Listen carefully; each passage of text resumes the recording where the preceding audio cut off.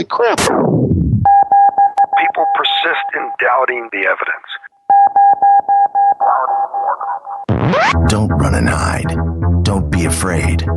Don't turn away any longer. The truth will set you free.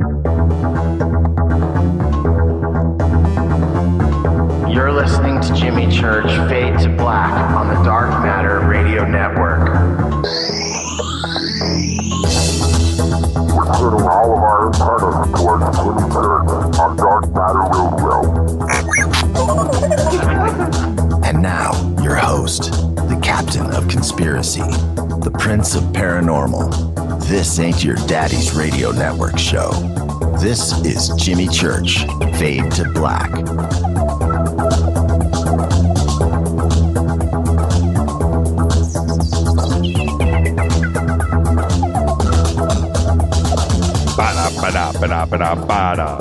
Yeah.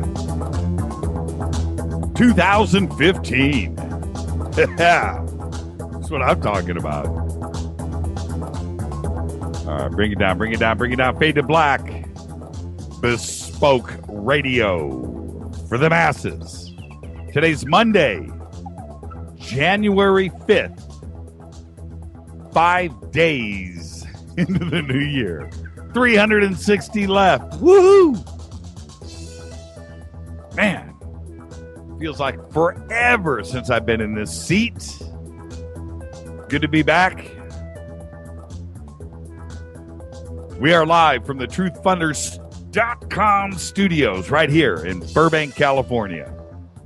Truth Funders, the #1 crowdfunding platform for the paranormal films, research, expeditions, and inventions of the unknown for KJCR and the Dark Matter Radio Network. I am your oh-so-humble host, Jimmy Church. Welcome to everyone listening all around the world, all across the United States, hither and thither, to and fro, back and forth, up and down, far and near, east and west, north and south. So good to be back. Big salute to the proud men and women in uniform. Did we ever get this thing on Armed Forces Radio? Need to do that. Podcast done. Tweet deck is down. I don't know what's up with that. I don't know what's up. Twitter's running fine. Twitter's great. Tweet deck ain't happening. It ain't happening. How do I function without TweetDeck? I actually gotta click on new notifications. Oh man, and scroll. So old school. I'm gonna do it right now. This is the latest tweets right now. Nedhead Wise Frog, Mark Dunbar's here. Let's get cracking. That's got to be Gene. See, I don't see this stuff now. Synchronic Highs, Jim Finity, K28's here. Miss Michelle, Claudette Huber. Claudette in the house. Claudette, what's up? Got to get Claudette on the show. MG Myra. MC Ryda. Les is in the house. Claudette, we got to get you in the house. We do. We got to get you on. Stallone. Every time I see Stallone, I think of The Interview. Ed Powers. Okay, Allison. Space Boy's here. J-Star. Bob. I'm just scrolling. Dan, you're here. Dale, Gina, Allison. See, everything is popping through as it should on Twitter. But man, this is a lot of work for somebody. Rebel Princess, Debbie Talent, Carol Peralt. Carol sent us a big bag of coffee that she designed the label for. I think I tweeted that out. If it didn't make it out, I'll see if I can retweet during the break. But man, I got to go old school on Twitter. Oh, this ain't right. This ain't right at all. Oh man, I don't know what to do. You really get addicted to TweetDeck. Chico, Deathbox, Deadbox Head, Mike. All right, everybody is here. Yes, I see that, alcoholer. Okay, so everybody, you're just going to have to bear with me tonight, all right? Just give me one solid one night. It's not my fault. It's TweetDeck. I don't even know what to do. If I click over to TweetDeck, I'm going to look. Yeah, the last tweet that went through was 42 minutes ago. Oh, what are we going to do? Are we going to be able to get through this tonight? You know what? We need to be solid. Let's just be solid. Let's support each other. What Claudette says, she's too shy. I doubt that. Claudette, come on. All right, let's go. In a few minutes, I'm going to have with us Mark Schwartz, the power of the Schwartz, CEO of Truth Funders, is going to join us here in just a few minutes. Give us the updates on Truth Funders, what's going on, and everything Truth Funders. All right, so I'm excited about that. You know, I talk to Mark all the time. I'm going to try to get him less camera shy, because when I talk to him on the phone and we strategize and we talk about the future and we talk about things, he is just a talking aholic. Then he gets on the show, and I think it's that red light. And it happens to everybody, too, because, you know, I talk to people on off the air all the time. And, you know, and they get on the show, don't get nervous, man. Just be yourself. Let your boobies hang in the breeze. Let's do this. And I am ready. We did a couple of things. I'm ready to get this show cracking. I got an email from the other day. This guy goes, dude, cracking is so passé. It's so 90s. It's so 90s, man. Your show sucks. Like, that's all I need is that email, because I'll say cracking 45 times. I should read that guy's email. We should email bomb him. All right. Now, the website, we've added a news page, okay? And we're working on some software right now. Code is being written as we speak that will dynamically change things on the site. And the site, if you go to jimmychurchradio.com right now, we lost half of our homepage. It's full of automation now. I don't know. I was hoping before the show it was going to be up and flying, but we're close. I think you guys, if you see what the site is doing right now, you'll understand. It should have been running in the background and uploading the new site. I think something has, well, not me, but they, something has taken control of, taken over the site. And we'll get it fixed, hopefully before the end of the show. But it's really cool. So the news headlines and stuff, the stuff that I normally read on the show, I wanted and we will have on the site. So that's what we're working on. If you go to jimmychurchradio.com, you'll see the mess that it is right now. But it should be fixed here in the next hour or so. It should run as smooth as faders.org. We will see. Hey, was that great? I got 2-3 minutes here before Mark. I got too much to do. Was that great, Fader Cinema? Huh? Saturday night, we did not one, not two. We did a triple feature drive-in special, and we did it, man. We ran to the bitter end. That was too much. I had a great time. And for all of you Fader Knots that were hanging out, I know you guys had a blast. And now, since we did 3, can we ever just do one movie in the future? I don't think so. I think we got to do at least a double feature. One movie's too short. And I don't know, was 3 too long? I had a good time. I really did. All right, so let's go. Let's get the show cracking. Today, singer Marilyn Manson is 46. Actor Bradley Cooper is 40. And we have a Godfather double feature tonight. Diane Keaton is 69. And also today, Bobby Duvall is 84. Clancy Brown is 56. Who is Clancy? How do you make the cut? You make the cut from Shawshank Redemption, Highlander, Zim in Starship Troopers, but he's also Mr. Krabs. He's the voice of Mr. Krabs on SpongeBob SquarePants. Clancy Brown, 56. Actor Vinnie Jones is 50. And Vinnie, who I've met, really cool guy, lives down the street from the studio here. Really cool guy. He's 50 years old. But he was a professional soccer player. He was a midfielder He played for Wales on the national team from 1994 to 1997 and won the 1988 FA Cup with Wimbledon. Yes. Later, he became an actor with roles in two of my favorite movies of all time, Snatch and Lock, Stock, and Two Smoking Barrels. Our dead guy's birthday today. Check this out. A biggie. Actor George Reeves. Born in 1914, today, died in 1959, and he was Superman. Actor George Reeves. Twitter, which I would normally light up at this point, but we don't have TweetDeck, so I don't even know what to do. I just clicked on Humans Are Among Us, Mark Dunbar. I just clicked over to Twitter. What am I going to do with this? I have to scroll? Oh, man, it's killing me. You guys can scroll. I got a show to do. But what I wanted to do on Twitter tonight, I wanted to see everybody's New Year's resolutions. What are your New Year's resolutions? So let's do that. Light that up on Twitter. And with that, let's squeeze over here. Let's bring on our boy, Mark Schwartz. Follow us on Twitter, by the way, at JChurchRadio. That's what you want to do, at JChurchRadio. Normally at this point, I would say hashtag DMRadioNet. I don't even know if it's all working.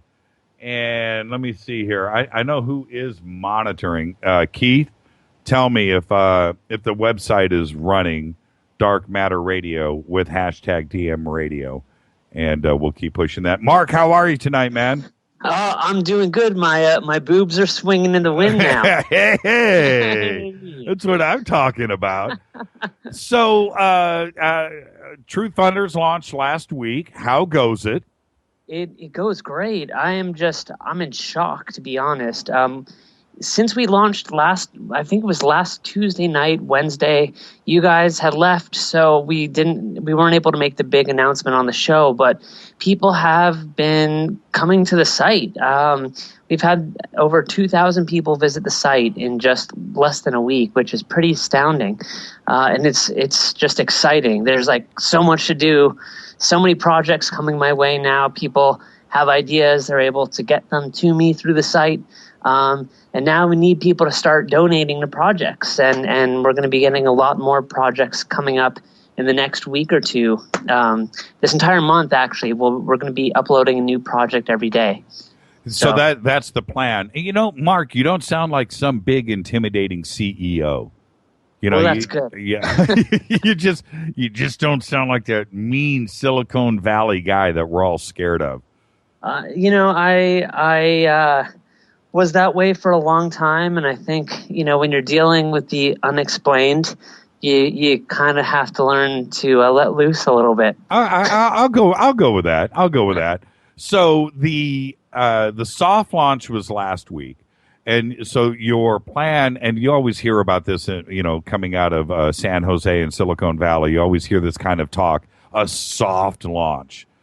Then you're going to do the big media blitz, and you're going to, start going through some other avenues to take Truth Funders to the next level.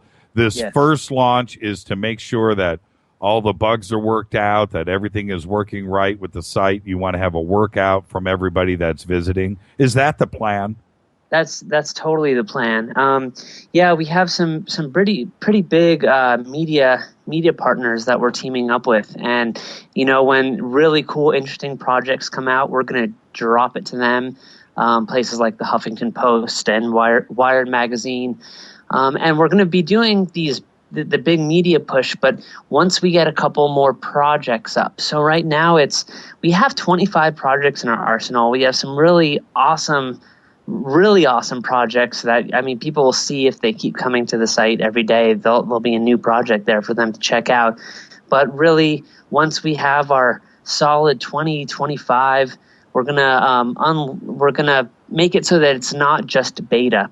So currently, people, they have to go through us. There's a screening process, a vetting process. They have their idea or their proposal, because the thing we want for the site is to make it's not scary. A lot of times you'll go to a UFO site or a ghost site and it's all black and there's aliens and stuff. And that's cool. Yeah. That's sure. cool. Like, I'm totally down with that. I think that's fantastic. But what I'm trying to do here is bridge the gap between, the mainstream, what they know or they don't know about the unexplained, have them feel like it's okay to donate to these projects and sort of change the consciousness that way. So we're trying to have a lighter approach and a lighter feel, and be a site that's trustworthy, but have really solid projects that are entertaining and fun. Like, there's some rappers that are doing paranormal rapping about the Illuminati, rapping about, ghosts and aliens and abductions in serious ways and also humorous ways. But then there's also projects that we want on here, like real research. We want people to find out what's going on. We need to know, what's happening with the Malibu base. We want those type of projects to surface as well. So it's sort of a conglomerate of both lighter and interesting research to get to a broader audience. Well, I get that. And when you look at Truth Funders, see, that's the thing. When you go to the website, and I totally get what you're saying. You go to the website and it's nice, it's professional, it's corporate, it's serious, and it's like bridging the gap between the darkness of the paranormal and ghost and demonology and all of that. So you're kind of bridging the gap between those two things. And I see that. I totally get it. I mean, the site looks as professional as anything that you would see coming out of Silicon Valley, but yet it's dealing with the paranormal, ufology, and Bigfoot, and ghost, and all of those things that we loved. And we got to get something up there with Egypt. Something. Oh yeah, and Göbekli Tepe. That would be a couple of cool things. And then obviously we'll over the next couple of weeks we'll get the Malibu base up there, and we'll get a nice expedition set up for Fade to Black and Truth Funders. And I'm sure I can say right now and say this into Twitter. Would you guys like to see the Malibu base and an expedition set up on Truth Funders? What do you guys think? Should we do it? I think we should. Hashtag yes. Hashtag hell yes. Hashtag Truth Funders. Hell yes. Oh, right on, man. Right on. I'll let you have the last word before we break to commercial. Yeah, just if you haven't been to the site yet, check it out. Just try, if you don't feel like funding something now, that's okay. Share it on Facebook. That's something that we can do to kind of help spread the word. Talk about it on Twitter. Just if you have a project, please let us know through the beta site, and we'll be happy to help you. Our team members are here. So this is something that can be really big and really make a difference. And people are looking at this and watching it and paying attention. So it's a good chance for ufology and paranormal activity to reach a new audience and pull people in. And that's really what I want for this project. Mark Schwartz, everybody, CEO, truthfunders.com. Truth Funders, that's where you go. You got a book, a documentary, something you want to do, an expedition of the paranormal, an invention. Go to truthfunders.com. Thank you so much, Mark. You got it. Have a good show. Talk to you soon. Rockin'. Bye. All right, this is our first show of 2015. This is Fade to Black. I'm your host, Jimmy Church. Bespoke radio for the masses. TweetDeck is down. What am I going to do? Follow us on Twitter right now, @JChurchRadio. Shoot me an email to jimmy@jimmychurchradio.com. I'll be back right after this. Stay with us.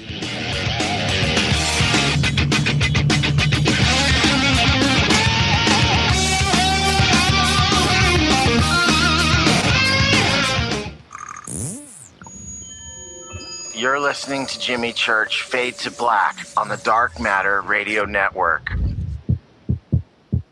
What's up, revolutionaries? It's me, Jimmy Church. Do you have an IRS or state tax issue? Well, I did, and I called national tax experts. My problems were fixed, done, fini, and man, I gotta tell you, it was a relief. National Tax Experts are a recognized tax office that services clients in all 50 states.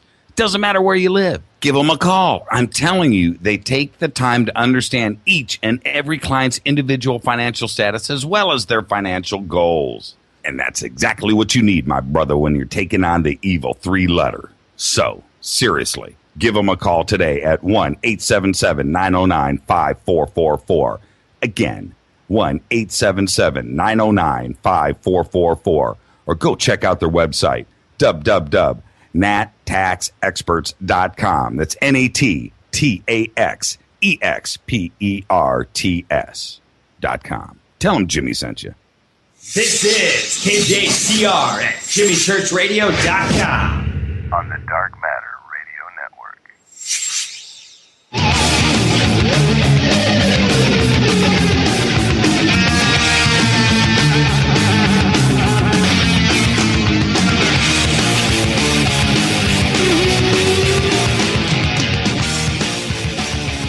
Tomorrow night,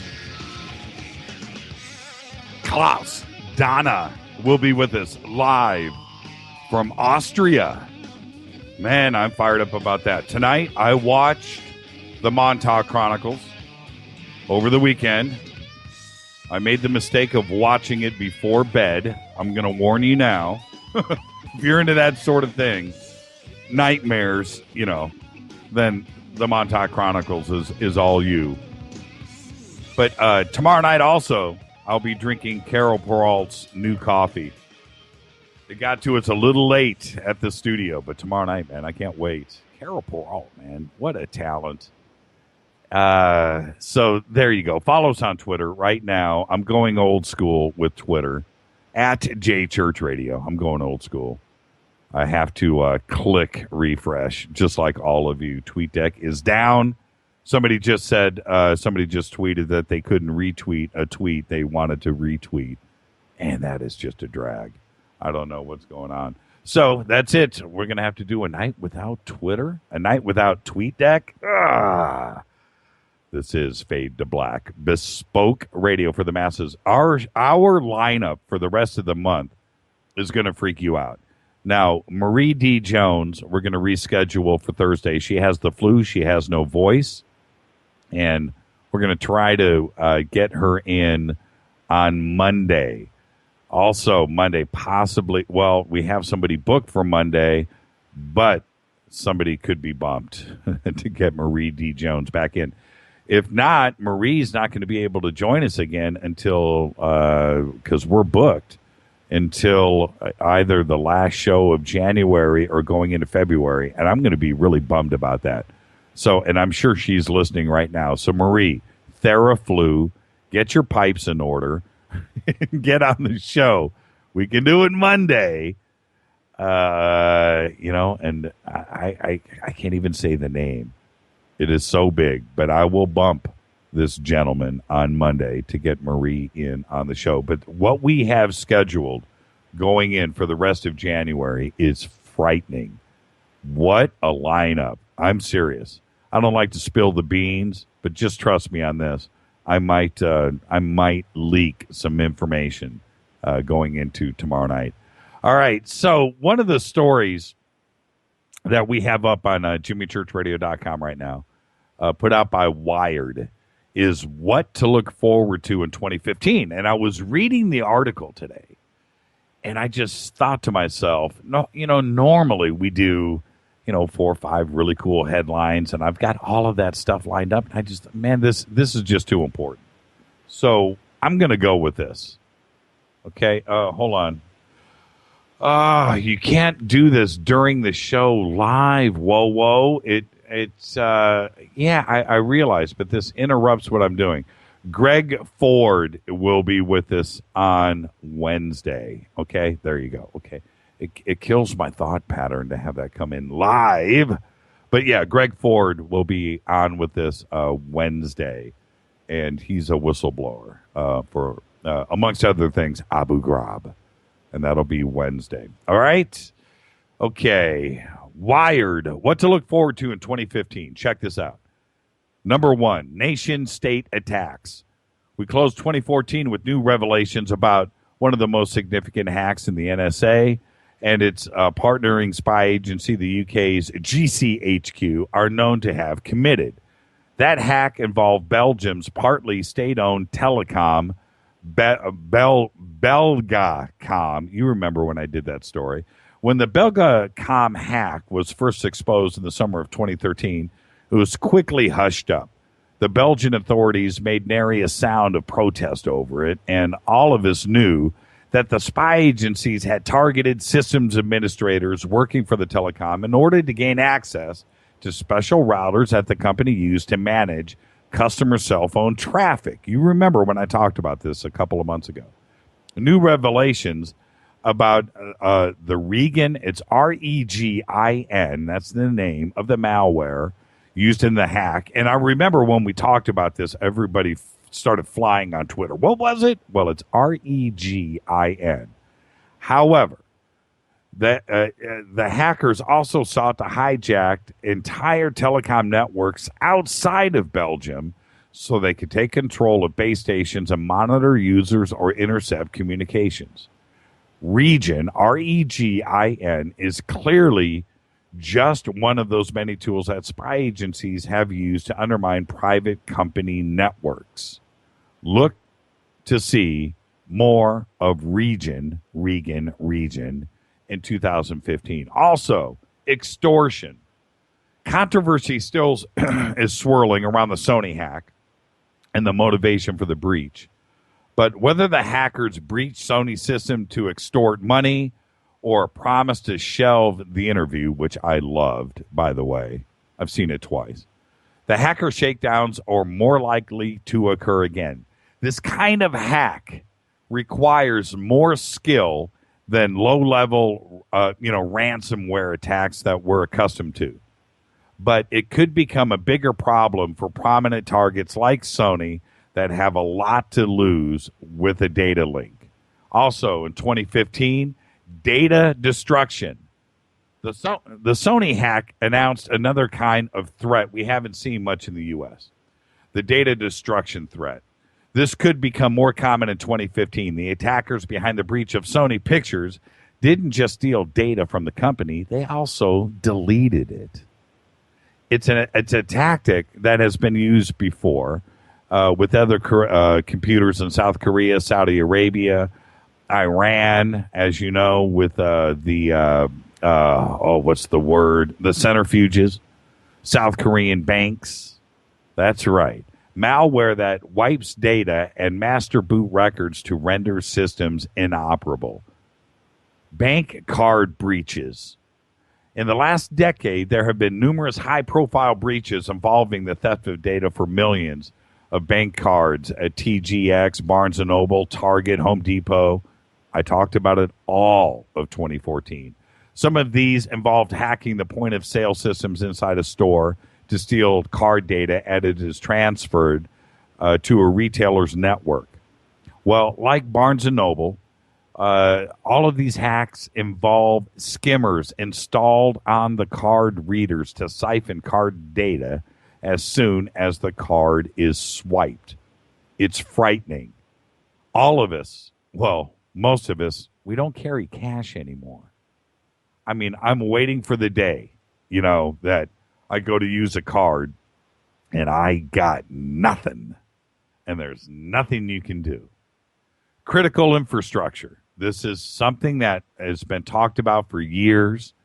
And I'm talking about the water systems, electrical systems, critical infrastructure, the street lights outside. Until now, the most serious breach of critical infrastructure we've seen occurred overseas in Iran when Stuxnet, as you know, was used to sabotage that country's uranium enrichment program. But the days when critical infrastructure in the U.S. will remain untouched are probably drawing to a close. One sign that hackers are looking at is the industrial control systems inside the U.S. They want to breach. One of them occurred in 2012 against Telvnet, a maker of smart grid control software used in portions of the U.S. electrical grid, as well as in some of the oil and gas pipeline and water systems. This grid, the hackers gained access to project files for the company's SCADA system. Vendors like Telvnet use project files to program the industrial control systems of customers and have full rights to modify anything in a customer's system through these files. Infected project files were one of the methods that Stuxnet used to gain access to Iran's uranium enrichment systems. Hackers can use these project files to infect customers or others who access the companies like Telvnet and have to customer networks to study the customer's operations for vulnerabilities and to gain access remotely to their control networks. Just like hackers use third-party systems to gain access to target, it's only a matter of time before they use companies like Telvnet access critical industrial. I'm telling you, the internet 115 involves everything. Your bank accounts, corporate access, our very infrastructure, everything runs on the internet. And there are guys out there that don't want it to work. And how do you bring a country to its knees? How do you bring down the Roman Empire? How do you do it when you spread around the world? You know what? You do it with ones and zeros. I'm telling you, 2015, if we don't get a grip, 2015 could be a bad year. It's got to be better than 2014. This is Fade to Black, only on the Dark Matter Radio Network. I'm your host, Jimmy Church. When I come back, Christopher Garetano, director of the Montauk Chronicles. I'll be back right after this. Stay with us.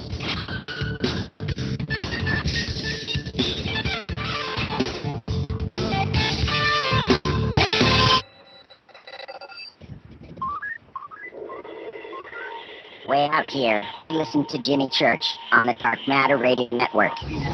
Dark Matter. Dark Matter. Dark Matter. Dark Matter. Dark Matter. You're listening to Fade to Black on the Dark Matter Radio Network.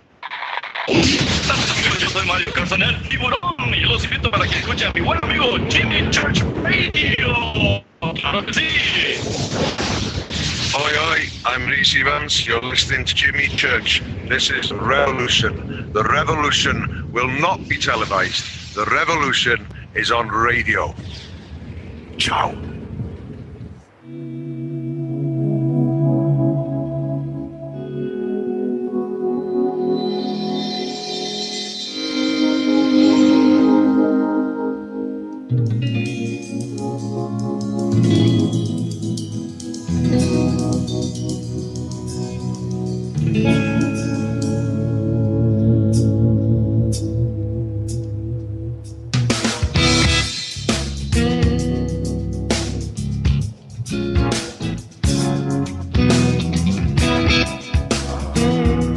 Stay with me, everybody. I don't have Christopher. I'm going to go to another commercial. I don't have Christopher. We're just going to break to another commercial right now. There's something going on. There's gremlins in the line. I'm going to take a sip of coffee, and I'm going to connect with Christopher. This is Fade to Black. I'm your host, Jimmy Church. I'll be back right after this.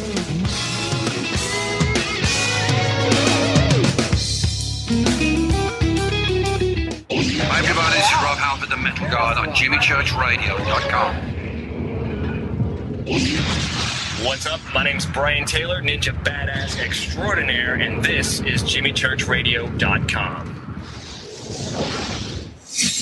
JJCR in your face. JimmyChurchRadio.com on the Dark Matter Radio Network.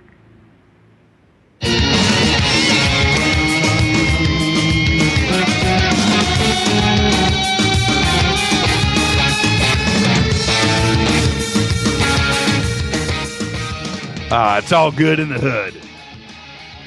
This is Fade to Black, bespoke radio for the masses. Follow us on Twitter right now at JChurchRadio. That's what you want to do. Shoot me an email to Jimmy@JimmyChurchRadio.com. All right. I am ready. I watched the Montauk Chronicles over the weekend. I watched it before bed. Not a good idea. Great movie for all the right reasons. We'll get to all of that in just a second. But I just got to say, the movie was unbelievable. And for somebody like Christopher to go out and do this and remake the movie, I think 2 or 3 times over the last couple of years, the movie stands on its own now, and I now understand why there was such a delay. But you can see it now. We'll talk about all of that in just a minute. I'll just say, Christopher Garetano was born in New York. He majored in film and is a graduate of the School of Visual Arts in Manhattan. He is the owner and president of White Phosphorus Pictures USA and White Phosphorus Pictures Hong Kong Limited.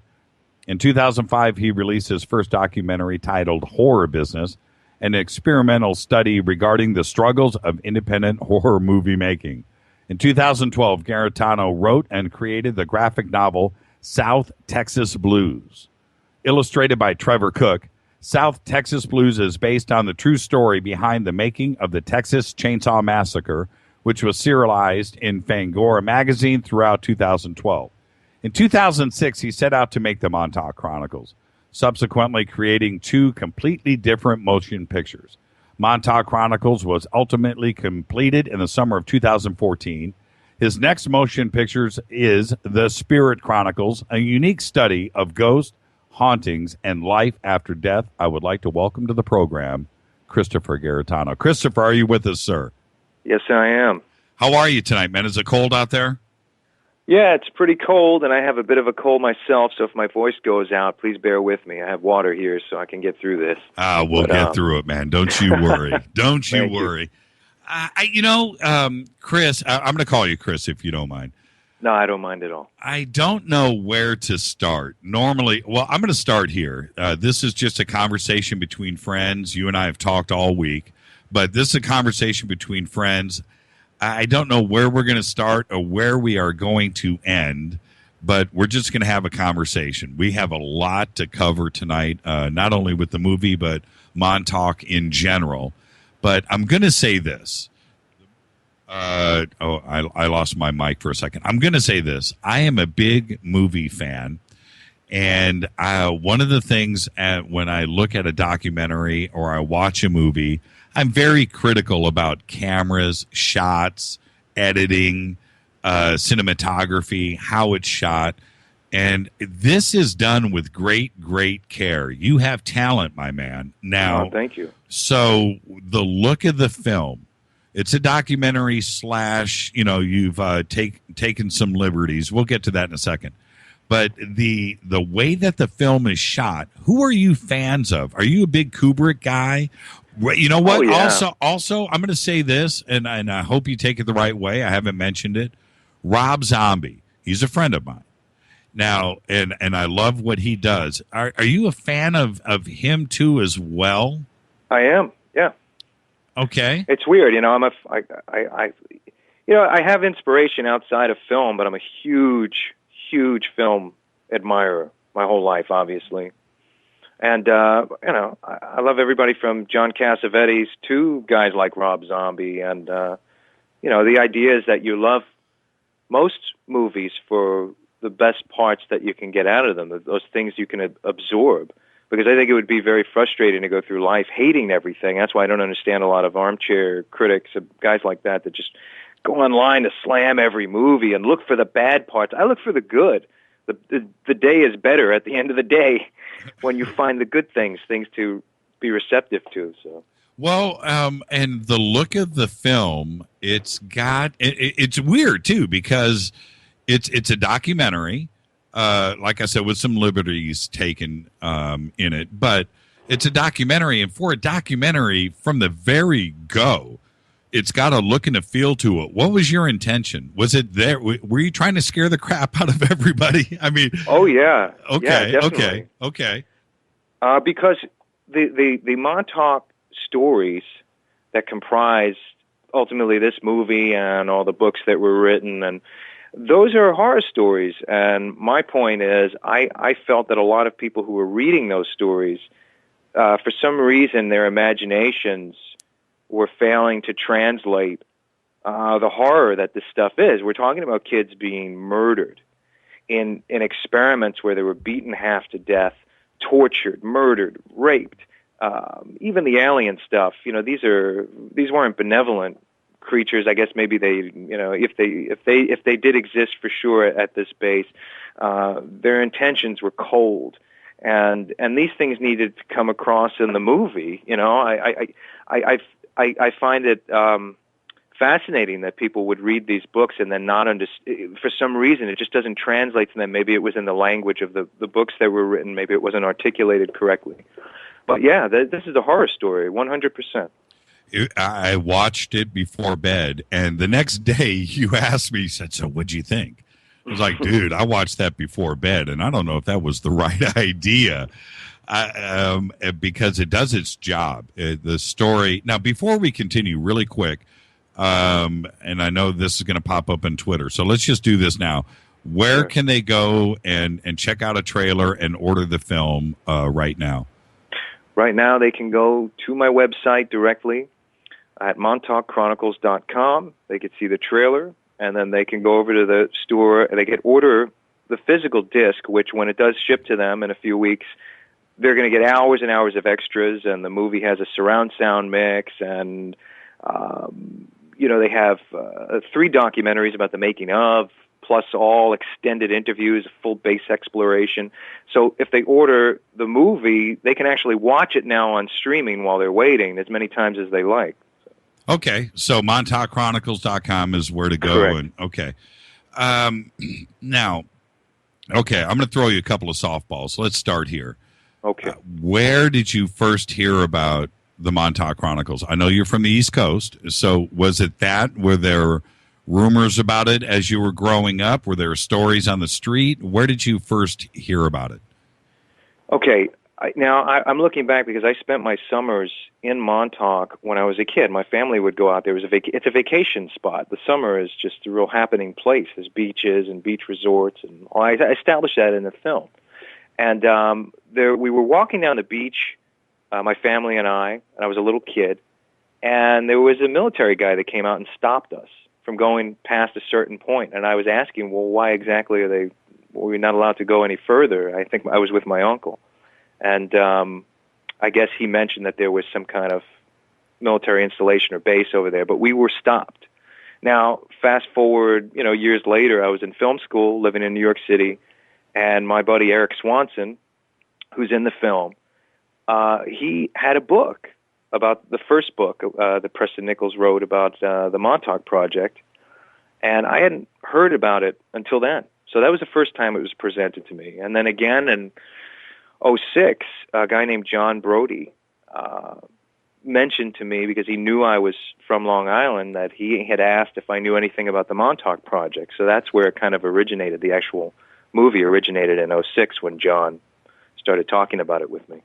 Were you, as a kid? Actually, I think you talk about it in the movie, so I actually know the answer to this question. You had fantasized about a flying saucer landing in your backyard, right? Yeah, it's a true story. I mean, I was infamous. I was running around telling those stories all the time. And so you had a fascination with this, but there wasn't any.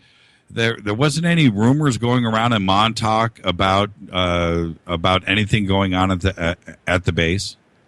If I knew that when I was a kid, it would have been my favorite place to visit. Sure. I just didn't know. I had no idea. It was just kind of a fun place to go in the summer.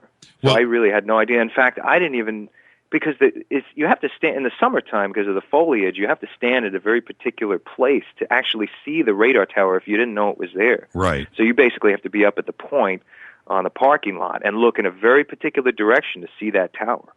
Otherwise, you're not going to know it's there. I asked this because once you started to investigate and research Montauk, your mind must have been blown because you were living right there with your family.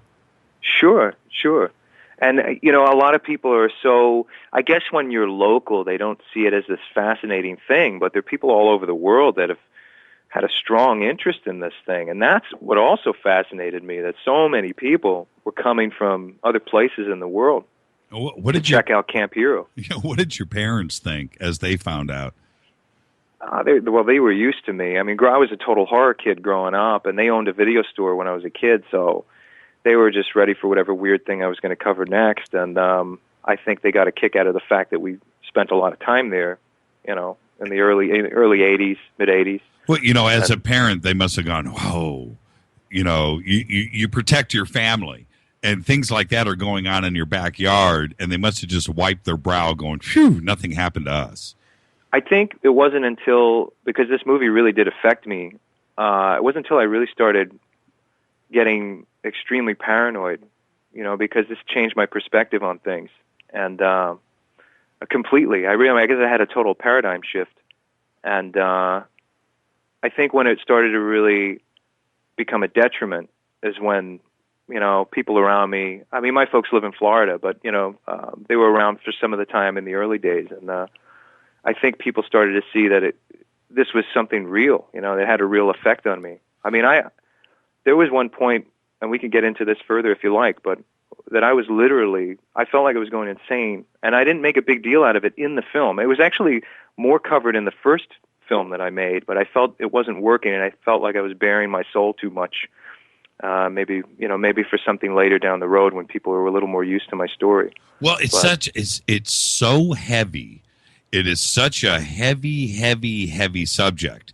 And when you start to hear Al and Stewart and Preston tell their story and or the story, I should say, and how it interweaves, and the way that you present it in the film, you start to, as a viewer, you get, I don't want to say sucked in, but the story is presented in such a way that, in a linear fashion, that you understand it. And that is what I mean by you get sucked in, because it starts to become very, very clear.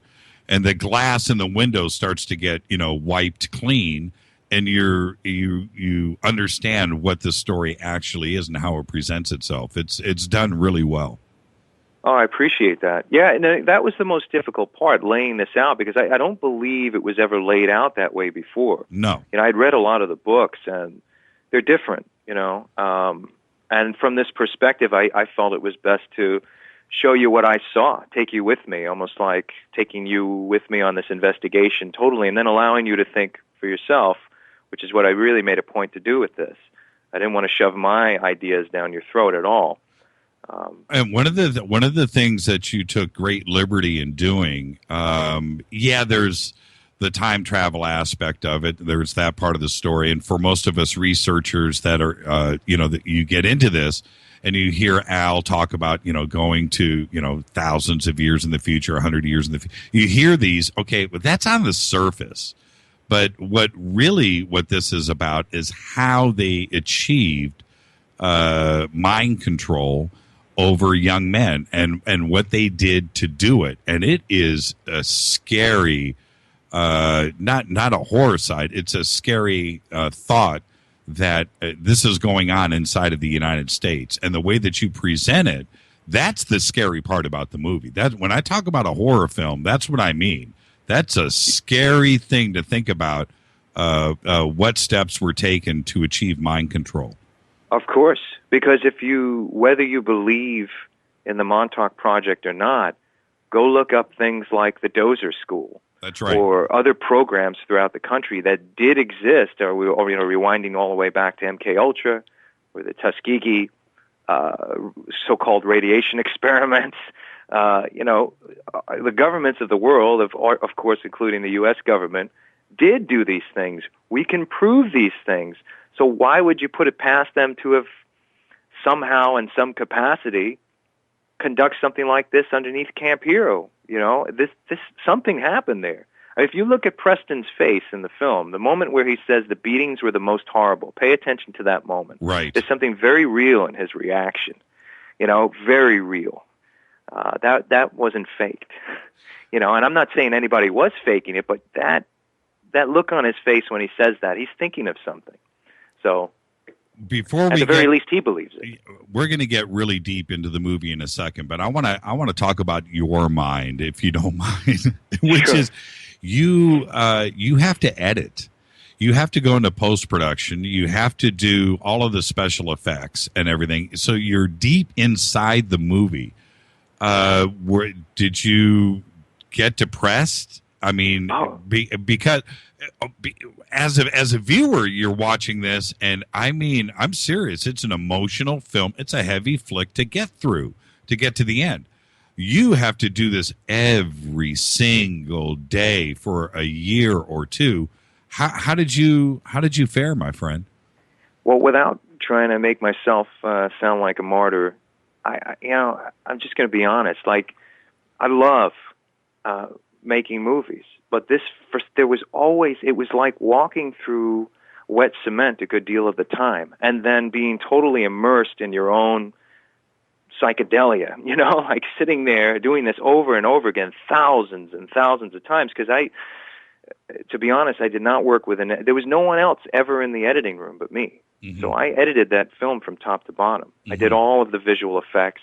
Now, I collaborated with an animator named Will Rott and the illustrator Trevor Cook, but we were in different locations, so it was always like mostly my nose to the canvas most of the time, and it did have an effect on me. There were times I slept 2 hours a night. It was really an ordeal to make the thing. What did you do? What did you do to get through it? I lost 25 pounds making this movie. I slept 2 hours a night for many months on end. I wasn't really going to talk about it, but since you're asking, I drove myself into the ground to make it. And so it meant so much to me to get it right. And the only way I coped with it is was like trying to take naps. I didn't really sleep. I just took naps here and there and doing my best to stay healthy, during that time. And well, now that I've seen the film, and I've followed your trials and tribulations over the last couple of years trying to get this out, and your communications to the fans, just stay with me. It's going to get done. Just stay with me. Now I fully understand. You watch the movie now and you're like, holy crap, how can anybody, get through something like this? It's such a heavy film. And now I get it. And I understand the communications to everybody. But now I also understand why you had to get it right. Sure. Yeah, something just kept pushing me. I just had this irresistible compulsion to keep going and keep refining and keep making it better. Now, there were a lot of people don't understand this, and I take the blame for that, because there were two very different movies. One I actually screened for the first time with a man named John Nowinski and his paranormal research library in Connecticut in 2011. That was the first screening of the first version of Montauk, and that screened throughout 2012. The version that everyone's watching right now is a completely different movie, with the exception of Alfred Bielek's interviews, which I also started from the source material once again. So it's a new movie that I started shooting in January of 2013. And so this is a totally new film. The other film was a different movie that I just felt wasn't good enough. It was my call. Other people liked it. It screened in public events, and so I was accused along the way of a lot of inaccuracies, very few people, but those very few, very vocal people, they like to get online and say the film doesn't exist and all of this crazy stuff, and it never played anywhere. And somebody said they pre-ordered back in 2009, which is not true. I didn't start taking pre-orders until 2013, November 2013. What were some of the reactions as you did screenings? I mean, I can only imagine.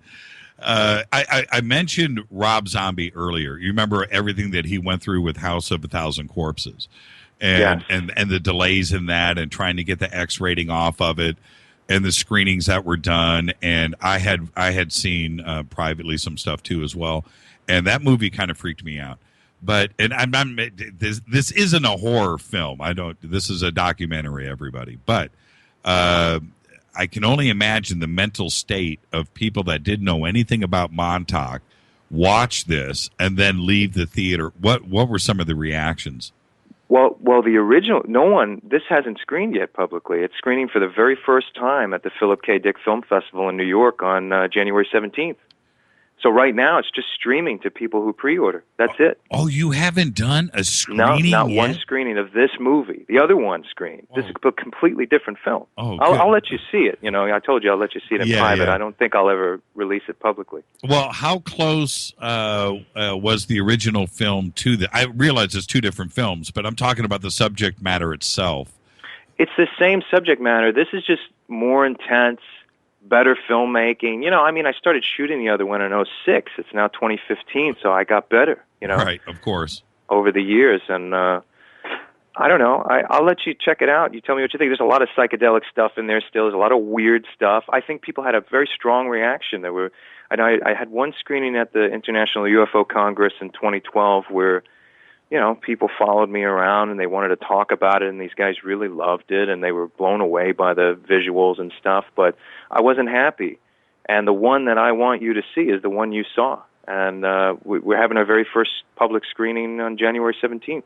Are you going to do any screenings out here in Los Angeles? Oh, yeah. No, I have intentions. See, you know, when I was in film school, I really dreamed about doing it this way. It's not against anybody. I'm not trying to break anybody's rules or anything. I just didn't want to spend 2 years trying to get permission to show my film or release my film while other people were trying to tell me how to refine it and cut it, and they didn't like this and they didn't like that. I think we're in a new age where a filmmaker can literally make his movie or her movie, put it out into the world, and sell it directly to the people that want to see it. And there's no taboo in that anymore. It's over. It is, so totally. It's okay to do this, and it's working. So well, trust me, you're speaking to the choir, man. That's exactly I'm why. glad. That's what this very show is about. The very fabric of this show is going against the man. You know, nobody can tell me what to say or how to say it or how to do my show. And there's no interference. There's no static that goes on. We do the show that we want to do, and the audience totally gets that. They're listening to you right now, and they're going, "You go, Chris." That's what I'm glad I'm on this show, man, because that's how I live. I mean, I did everything you're seeing happening. It was so weird. It was on the 24th or the 25th at midnight. I'm communicating with a guy who bought my movie in New Zealand, and he sends a photo of 3 beers he's going to drink as soon as he gets his link because he's been waiting for half a year. Right. And he gets in and he shows me, you know, he holds up a pint in the next photo, and he really enjoyed the film. And this was science fiction when I was in film school, but I dreamed of something like this. And honestly, this is the greatest thing I feel a movie maker who really believes in what they're doing could achieve, is to communicate directly to the people that are purchasing the artwork and experiencing it, and then communicating with them directly. It's a lot of work, but it's worth it. Well, the reason why I want to know if you're going to screen it out here is because I want to be there. I want to see the faces of everybody walking out, because this is a game changer. Oh, I appreciate that. Yeah, man. I have all intention to screen it in L.A. I think we have a few ideas about that, and we're just getting started. I had posted, we do, you know how much we love film here on this show. Once a week, the fans of the show, the Fadernauts, we all get together. We have a website. It's called faders.org. We get together and we do Fader Cinema, and we screen a film. It's just like Mystery Science Theater 3000. So we have a chat room right next to the screen. The film plays, and we sit and we talk about the film as it rolls, and we love our stuff here. I'm serious about this. I'm not playing around, and I would love to be there to watch anyway, during the screening this weekend, which we did. Somebody help me. What did we watched 3 films? We watched Alien Trespass. Nice. Yeah, it's a great film. Then we did Hideous Sun Demon, remember, from the 50s. Sure. And then we did, what was the third film? Somebody's got to tweet this. He Came from Venus or something was the third film. But during the film, I told everybody about Montauk Chronicles. And my comment was, everybody came back, "Jimmy, so what'd you think?" I said, "You know what? This is a life changer. This is something that will change your view on life," and that's it. That's where it stands. That was my comment. I'm so happy that it hit you that way. Well, you know what, though? You can back it up. You can back up my BS. That's all that I care about. The film stands on its own. I can sit here and talk about it all night, but you know what? You're going to be able to back it up, and it is really that good. So we're at the top of the hour. This is Fade to Black on the Dark Matter Radio Network, bespoke radio for the masses. We are talking with the director of Montauk Chronicles, Chris Garetano. Chris, who did you interview first? Who was first up on the block? Well, I mean, we have to. I shot the interview with Alfred Bielek in 2006, so we could say he was first. Because when I started the new movie, the one everyone's seeing right now, in 2013, I had already had the source tapes that I shot in 2006. I started from scratch, redigitizing the tapes, and then we started shooting in high def. I believe we saw Swerdlow first, and Stewart was kind enough to allow Eric Swanson and I to visit him and stay in his home, which was great because the idea was, and the conversation I had with Stewart before we started talking is, I have to ask you hard questions. It's important that we talk about your life, and it's important that you're uninhibited, because if you're not, then it's going to come across as some kind of inhibited infomercial, and we need to open up, and he totally understood that, and I felt it was an amazing interview. Yeah. I'm going to get to Stewart in a second. He's going to be on the show with us in a couple of weeks. Oh, I just let the cat out of the bag. I don't like to do that. All right, so Stewart will be with us shortly, too, as well. I'm excited. I'm sure he will be, but if he's half as dynamic on our show as he is in the film, I don't know if I'm going to be able to get through it. Let's back up. Let's talk about Al for a second. When you first sat down with Al, how much did you know about his past? Obviously, you're going to research, but how much did you know about Al when you sat down with him? Well, I traveled to Fort Myers, Florida with John Brody, and John kind of sent me as much information as possible on Al. I saw whatever videos I could watch of him. I read about him, his claims that he was on the USS Eldridge during the Philadelphia experiment. So I was aware of all of this. We get to Fort Myers. I believe we drove from Miami. And we got there, and Al lived alone, I believe, and as far as I could see, like a basement apartment or a lower level of a house, small apartment. And seemed a little disoriented when we got there. Then he kind of sparked up when he was talking about the things he was interested in. He had already had, I believe, a stroke before we interviewed him, but it's pretty amazing stuff, and you'll see the extended stuff on the Blu-ray and DVD. It was the first time I was hearing stuff like that. I mean, this is 2006, and the stuff he claimed, it was just so amazing. It's so outrageous, and obviously that was the first time I heard any of this, so I wasn't one to just so quickly believe in this stuff. No, you can't. You have to approach it as a skeptic. You can't go in, feet first and just be blind to it and just no. You have to approach it like that. Otherwise, you know what? You're right. It will come across as an infomercial. He might as well interview himself. Sure.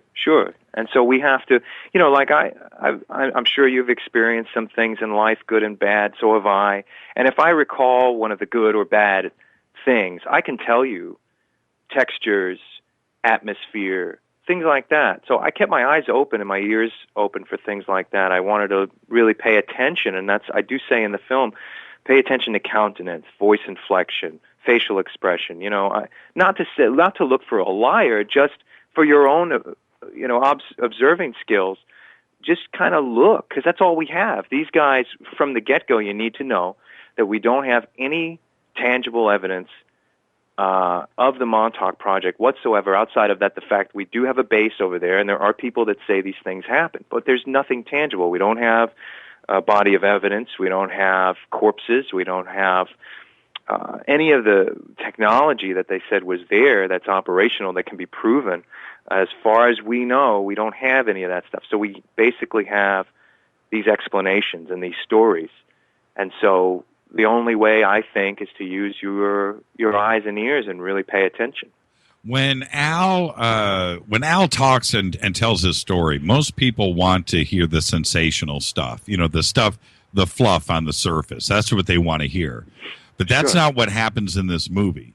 He goes and talks about this stuff, and I've heard all about, not all, there's so much of it out there, but I've heard the majority of his interviews going back years, a long time ago.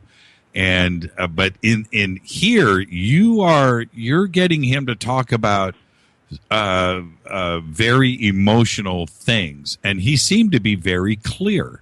I'm talking about his head. He seemed to be very clear. And what was that like for him? Did he get emotional? Did he break down?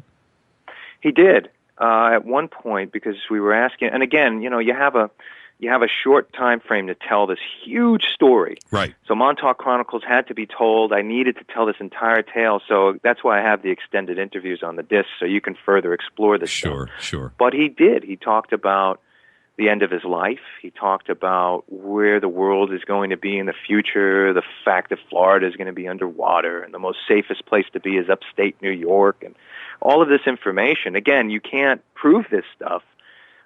He was also bleeding. His nose was bleeding, and I believe it was from medication, okay? I mean, medication, you know, blood thinners and stuff. But he did say because he was age regressed 3 times, and that's why his molecular structure is breaking down. So you'll see this in the extended stuff. Again, if I put this in the film, you need an extra 10 or 15 minutes to kind of back this stuff up, give it some substance.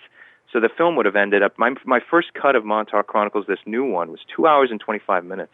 I still had to shave it down. It was too long for one film. Right. So it's just, there was so much stuff and so many things that he said that I feel like it lends to just seeing most of the uncut interview. When somebody just tweeted, you know what, I have to ask you this. I'm going to do this publicly, okay? Sure. Don't break me off at the knees. Not Somebody cool. just said, will Christopher consider letting you screen Montauk Chronicles at the next Fader Cinema? Yeah, sure. Could we do that? Do whatever you want. Well, if we do, okay, that's fine. If we do that, will you come and hang out with us and yeah, man. And answer questions during the film? Of course. That's what I'm talking about, man. You the man. Okay. Now, at what point, and I know this happened, and I'm speaking about Al, during the interview, do you turn from skeptic to holy crap? Okay, that was at a time where I was still very much a skeptic, and I found it somewhat humorous at times. I was not, of course, being very respectful all the time. It really wasn't until I got to Stewart's house for the first time that everything started to change. It was when I was leaving Stewart on a bus from Michigan back to Chicago that I really started to feel it. Because now, see, you're at Al's, and the atmosphere is that this is an isolated man, lonely old man. Okay, he's there telling these science fiction stories. Okay, and I was being extremely polite, and that's fine. But then when you get to Stewart's place, these are, intelligent, affluent, hardworking people. Okay, all adults, clear minds. Nobody's sitting in the corner somewhere, half awake. Yeah, Stewart doesn't live in a basement. No. He's got a nice home. He's a respected guy. Sure. Yes. And Janet, yes. Great person. Great. And she so looks you're like around these people. She looks like everybody's mom, right? Sure. Yeah. Sure. Absolutely. And you're around this positive energy, and so by the end of the weekend there, so immersed, and you have, this is the first time I ever heard this stuff, okay? Ever heard about the concept of, reptilian aliens in human skin covertly ruling the universe, all that kind of stuff, just to tie it up really quick. And so you have these grown, sound-minded people over a lunch telling you this stuff. And after a while, you're like, where the hell am I? Right. What's going on here? Are these people serious? And that's how I felt the first time. Not in a rude way, just like, what is going on? So on the way back, I'm sitting next to John Brody on the bus. Now, he had already accepted this information as truth. So he looked at me and he was like, you're having your paradigm shift right now. And I'm like, listen, don't, I just didn't want him to talk to me at that point because I felt like I was being brainwashed. Sure. But I wasn't. It was just, that's just what they believe in. And not to sound crazy for those who don't believe in this stuff at all, but don't forget that you're standing on this body in the middle of space, this planet, okay? You have infinite space around you. You have bizarre creatures on this planet. Don't forget all these things exist. And don't forget there's infinite space. And don't forget that, throughout history, weird things have happened. So many people are just so caught up in their self-created little bubbles that they kind of forget we really live in a bizarre world. There's a lot of things happening and have happened. And so once you start opening your mind again to the truth, those things don't seem so crazy anymore. And that's the only time that I started to really believe this stuff, but it was a shock. So I hope I'm making sense. No, you are. And the reason why I asked that in that fashion is because that's how it is presented in the film. You're bouncing between Preston and Al and little Stewart. You go back to a little Al, but it's getting wove right in front of you. And at one point in the movie, I don't care who you are, it starts to get put together. And that same revelation had to happen with you, and I'm sure that's why it was done this way in the movie. Yes, it did. And again, I can't say 100% that I'm sitting here confirming every little thing that came out of everybody's mouths. All I'm saying is it is not so crazy to think that this stuff may have happened. It isn't. And the people that are, I feel, just a bit ignorant to the world they live in, the real world that they live in, not the one we fabricated, not the one we imagined and built for ourselves to feel safe. I mean the real one. So, were you able to talk to Al again before he passed? There was another attempt just to check on him. I believe he started to get really sick after that, but I had this great moment. And again, I could have put it in the movie itself, but it would have taken too long. So it's all on the disc for people to see. He's kind of just saying, I'm at the end now, and I just want to say, he knew he wasn't going to be around too much longer. He basically was saying that, and you'll see for yourself.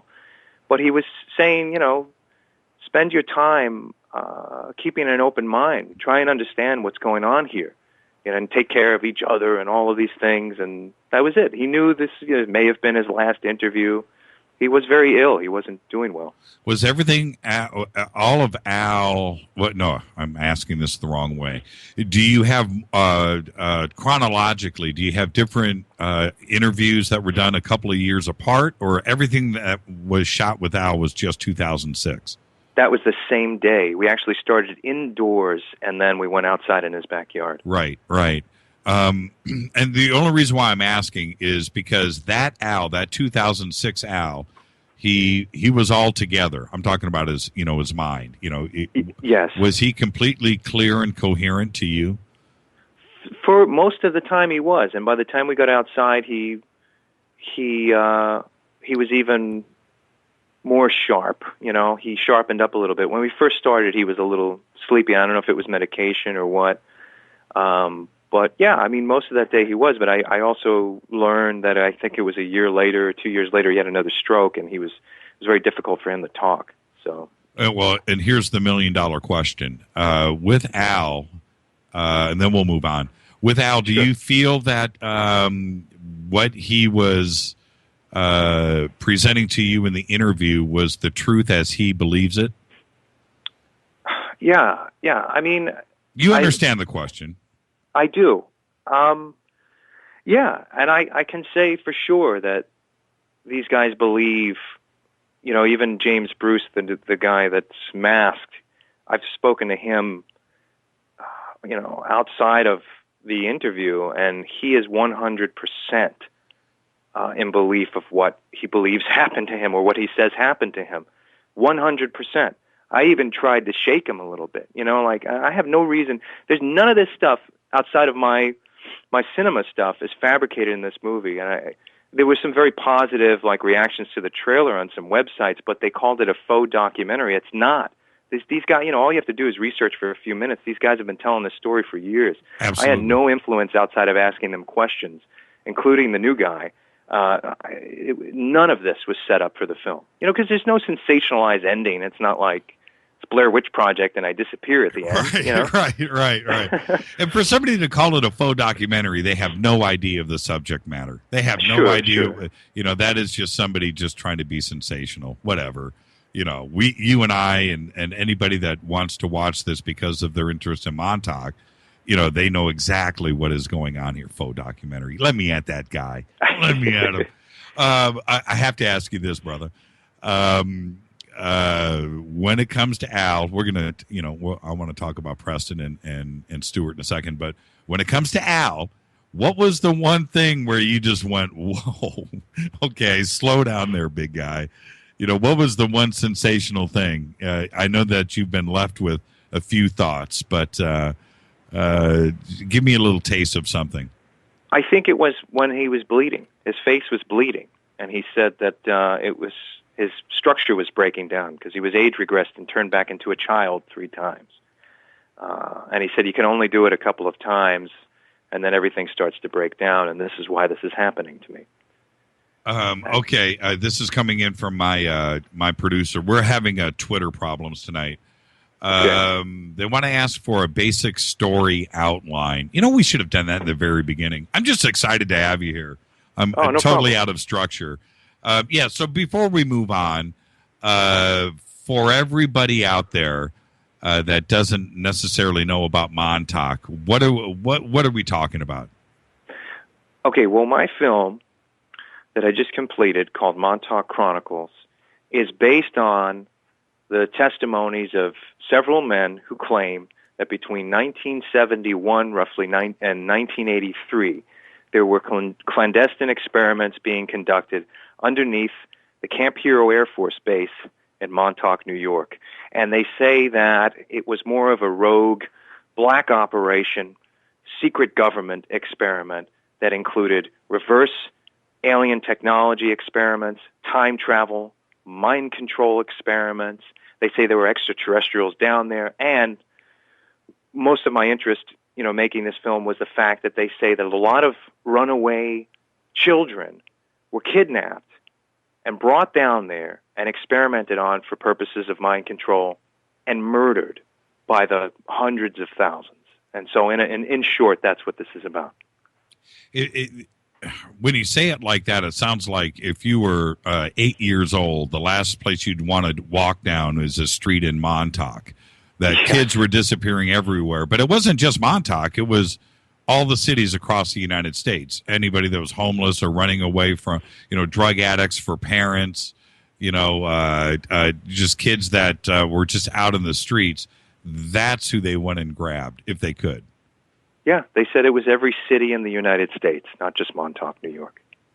Incredible story. It absolutely is. This is Fade to Black on the Dark Matter Radio Network. I'm your host, Jimmy Church. We were talking with director Chris Garetano. And, I was going to ask you, what is the correct way to say your name? Is it Garetano? Yep. That's right. Garetano. What?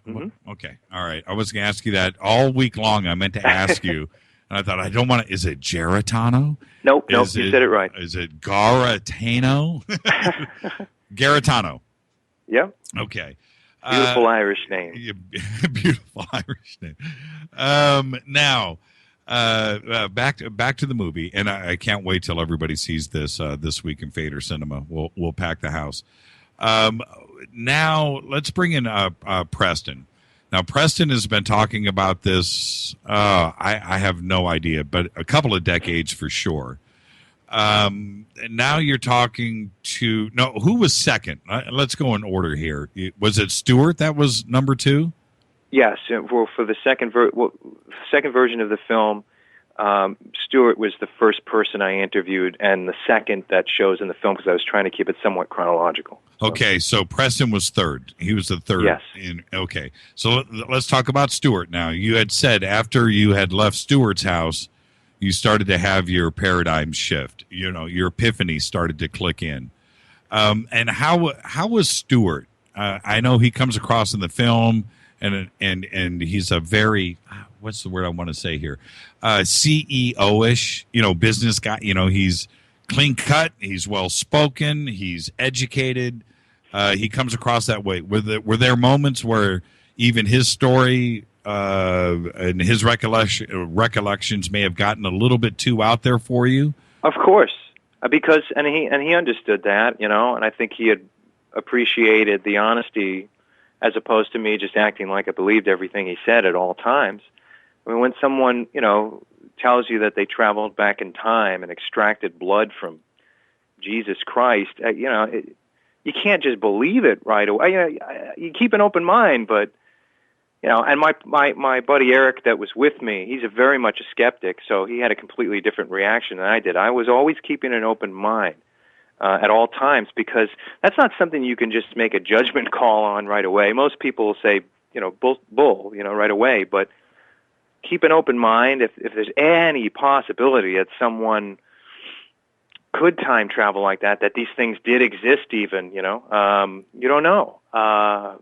So there should be some research conducted after. But yeah, well, that was brilliant. That's my next question. After you left Stewart, we always do this. Oh, I should have asked him this. What was that question you wish you could have asked in the interview that you didn't? And he's going to be on the show here shortly, and I'll ask him that question.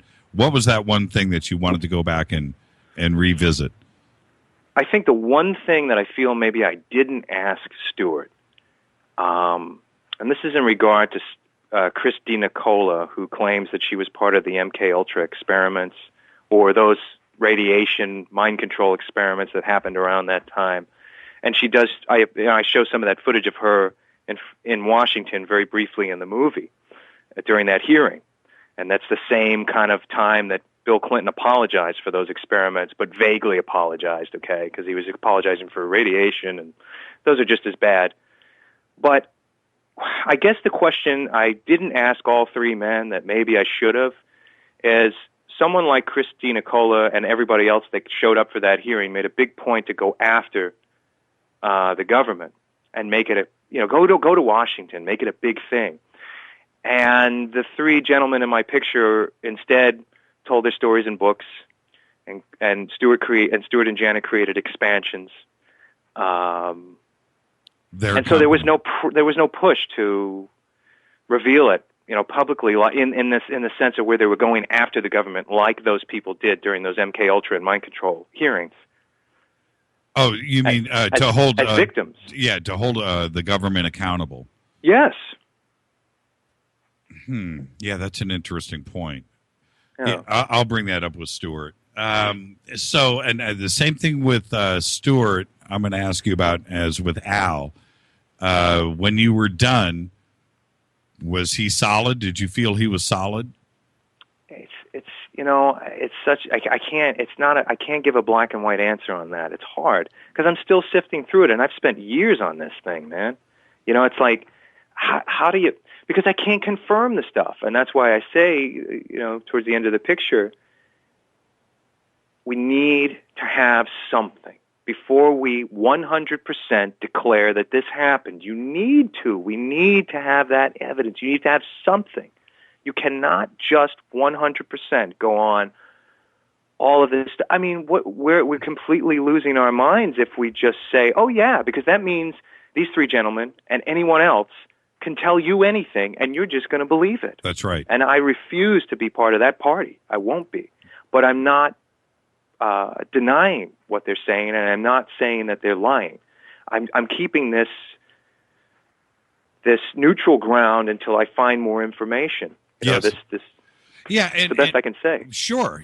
And and I'm being very forward with this when I say, as a skeptic, you as a skeptic, not as a skeptic, but approaching it with a skeptical agenda, which you have to. At some point, you have to take everything at face value too, if it is coming at you as face value, and you can tell in their eyes as one man talking to another. You guys are going one-on-one here. At some point, you have to release yourself and go, man, you know what? There's something to this. And as you left Stewart's house, is that how you felt? Yeah. Well, remember, there's two times. The second time around, I was more prepared, and we had discussions, and Stewart and I talked about it over the years. So I kind of became friends with him and outside of this stuff. And I said, let's do this right. Let's ask you hard questions. Don't worry. I'm not here to slam you or destroy you. Trust me, Right. And I feel like I portrayed everybody fairly in this film, even supporting them in a way, because I would not make a movie, kind of like Penn and Teller's bullshit show where they just destroy everybody, right. Even though it's entertaining. Right. That's a waste of time. That is a total waste of time. And nor would I make something just to tell you, hey, this happened, see you later, just to be sensational, because I won't do that either. No, it's interesting that's exactly how the movie is edited, too. You were able to, I don't know how, seriously, when you have all of that footage and an outline for the film, to be able to get it all done in 2 hours and get that editing correct where it comes across in the end, the story is told correctly. I don't know how you pulled it off. It was literally thousands of hours of work, and I cut everything else out of my life outside of, taking a nap and trying to keep my body from falling apart. I can only imagine what hit the cutting room floor, so to speak, A lot of stuff. Yeah, totally. It was funny. I'll just say this for the last time. It was funny because as I was watching the film, you kind of wish there was more Al, or there was more Stewart, or there was more Preston, but in the end, there couldn't have been. There, not even a few more minutes. You did it the right way. It is done the correct way. Enough patting you on the back. Let's move on to the film's going to stand on its own. I can't wait for everybody else. I'm sure it's going to hit them the same way. Yeah, look, not everyone's going to like it, but so far people are responding well. Yeah. Even some people I thought were waiting to skewer me just because they had it in their eyes before they even saw the film. Oh, certainly. When the wince that you make just before you get slapped, it's coming. You've got to release the film. You've got to do it and then take what comes. Sure. But now let's move on to Preston. How much time did you spend with him? Again, I interviewed him in 2006. You don't see any of that in the movie. This is all new. So that was a 2013 interview. Second time I spent with him, we had already kind of got to know each other quickly. He came out to the screening in Montauk in 2012 of the first one. He called it the Montauk Horror because it was also kind of horrific at times. And I kind of, I think he either changed his number or I lost his number. So Eric Swanson and I literally just drove out there one day and showed up in the driveway and said, Preston, I need to shoot another interview with you. And he said, okay, we'll do it tomorrow.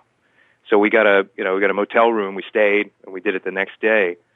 And he had a cold during the interview, but I think that helped because it kept him grumpy. And I feel he was the most real or uninhibited.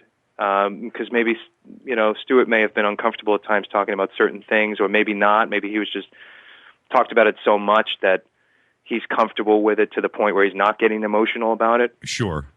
But Preston, if you really pay attention, that's why I ask you to do this in the movie, when you're watching, you can see he's really thinking about stuff. I don't know. It's just, I've seen a lot of liars so far, and since I've been alive, and he believes it. Like you were asking before, I believe Preston believes it 100% that he went through this stuff. He may embellish on some other things, but when he talks about those boys being tortured, I know. He's extremely defensive. He gets angry and upset, and he doesn't tell you, he's not trying to cover his ass and say, I wish I was never part of it. I was forced to do it. He says, no, I'd go back and do it again. It was an astonishing point in the movie when he says that, and he looks right into the camera and says that, and it's a chilling moment. Let me ask you this. He almost snaps at a couple of points in the film, and you know the parts that I'm talking about. Yes. Did you jump back? Tell me the truth. No, because, I'm a movie maker, and that's what I want. I wanted something real. And that was real. It wasn't rehearsed. We didn't tell him to do that. And I wasn't trying to really get at him or anything. I just But I saw that moment as someone who's, I'm an artist and a movie maker, and I knew it would be important to see this. So when he reacted that way, I was glad that he did. Because I jumped. I did. I was like, whoa, Preston, slow down. Was there parts that didn't make it into the film that were even more emotional? I tried to use the best, or what I thought was the best stuff. But again, you can sift through the other stuff and tell me what you think. Because I suspect if someone else made this movie, it would be very different. But I felt like I took them. I was trying to find the most important stuff that would keep the story going. And again, you only have so much time to tell a story. So you should have made it. You should have made it 4 hours. This is Fade to Black on the Dark Matter Radio Network. Talking to Christopher Garetano, director, writer. I'm going to call you editor too. I'm sure you did most of that too. Sure. Montauk Chronicles. Let's back up now. Mr. X pops up. Right. Now, for everybody out there, Chris made one film. He was it was ready to be released, and everybody was sitting on the edge of their seats around the country. And then you had to break the bad news and say, my film's not going to be released. I've got another witness that has come forward. Tell us about that. How did he contact you? Who is he, and what happened? It was December of 2013. I had a cut of the film finished, and he contacted me on Facebook first. Of course, I can't say his name. He is a family man. He has a son and a daughter, and he's a working man. He was in the military. I won't say what branch.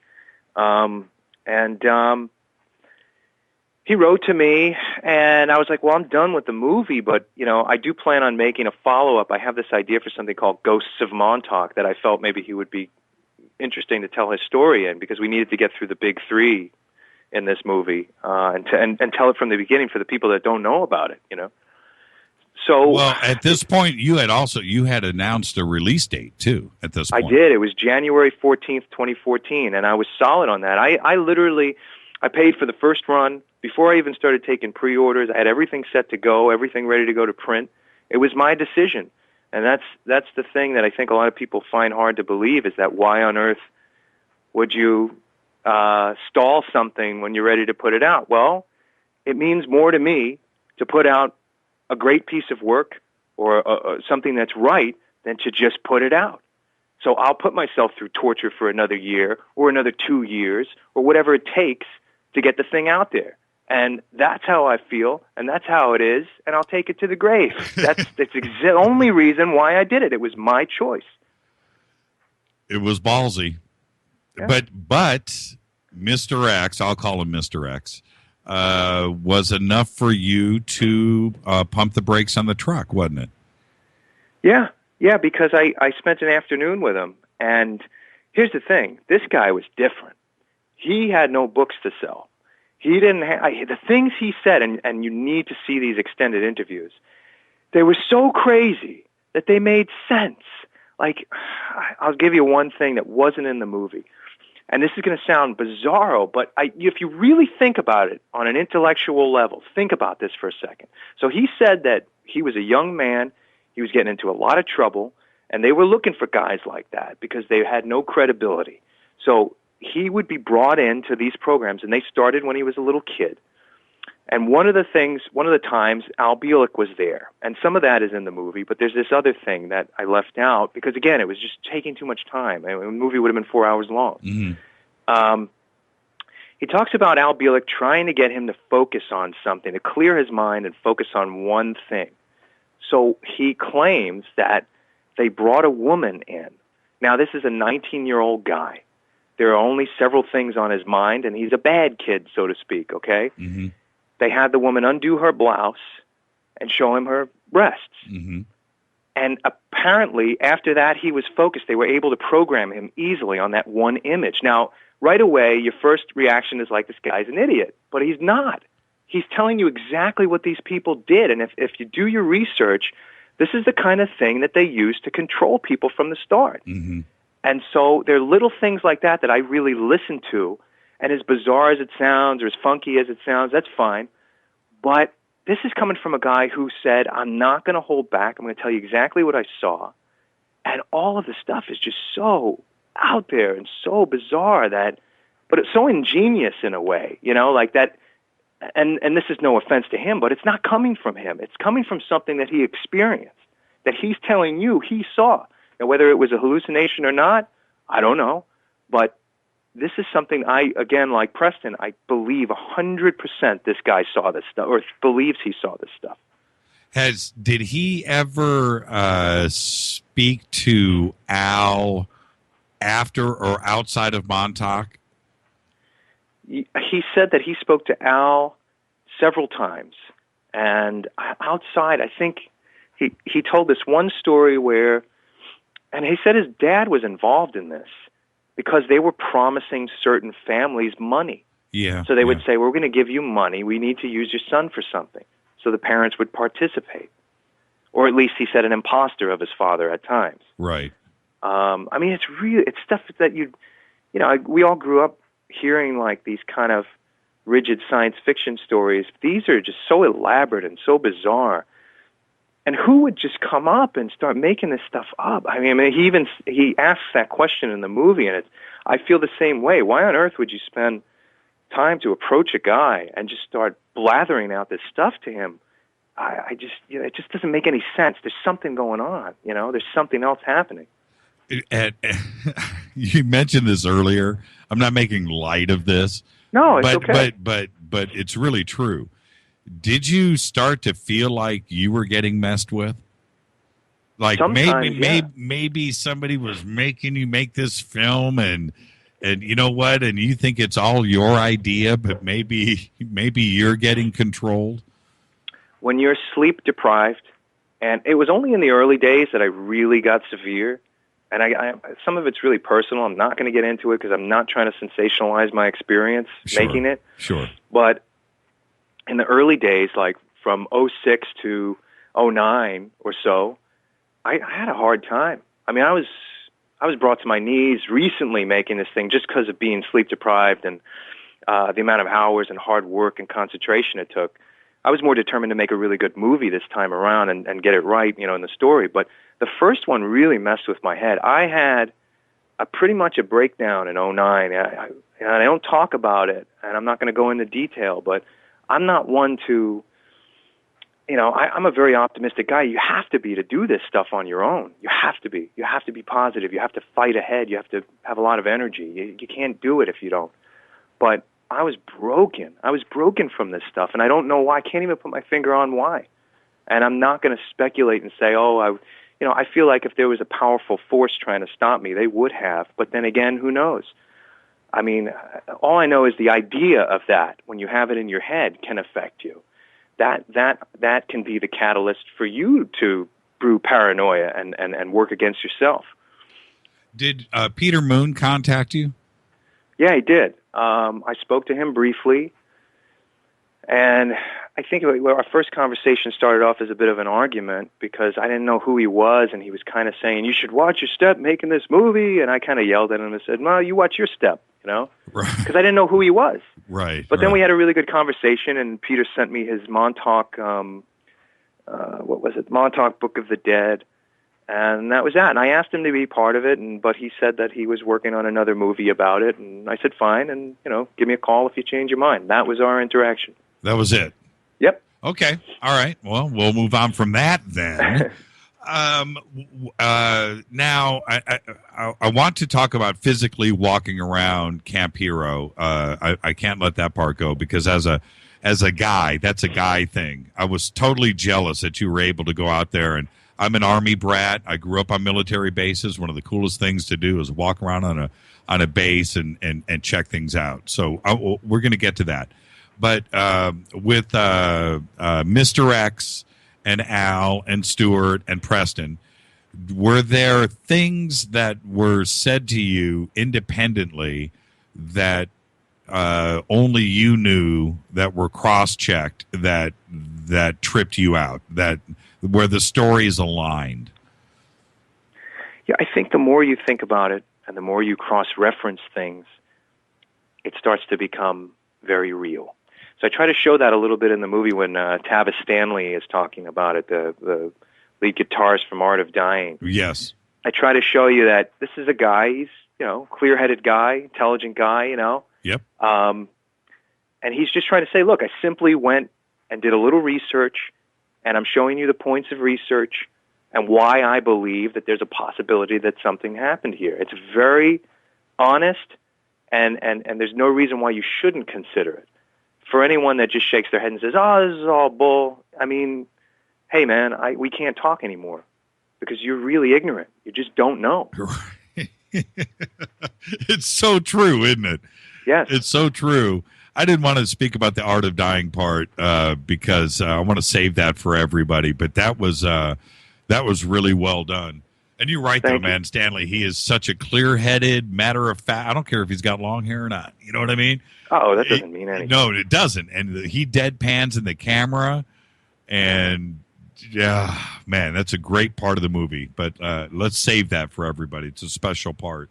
Sure. Okay, let's talk about Camp Hero. So you grew up there. Now, obviously, it's surrounded by... Well, I visited there in the summertime. Yeah, and visited... Okay. But it's surrounded by fences. There's only so many ways to get in. And I know that I keep saying Mr. X. I don't want to. Mr. X in ufology is a whole nother guy. No, I was calling him Mr. X this whole time, too. Oh, were you really? Okay. Yeah. I have a CD I made called Mr. X, too, as well.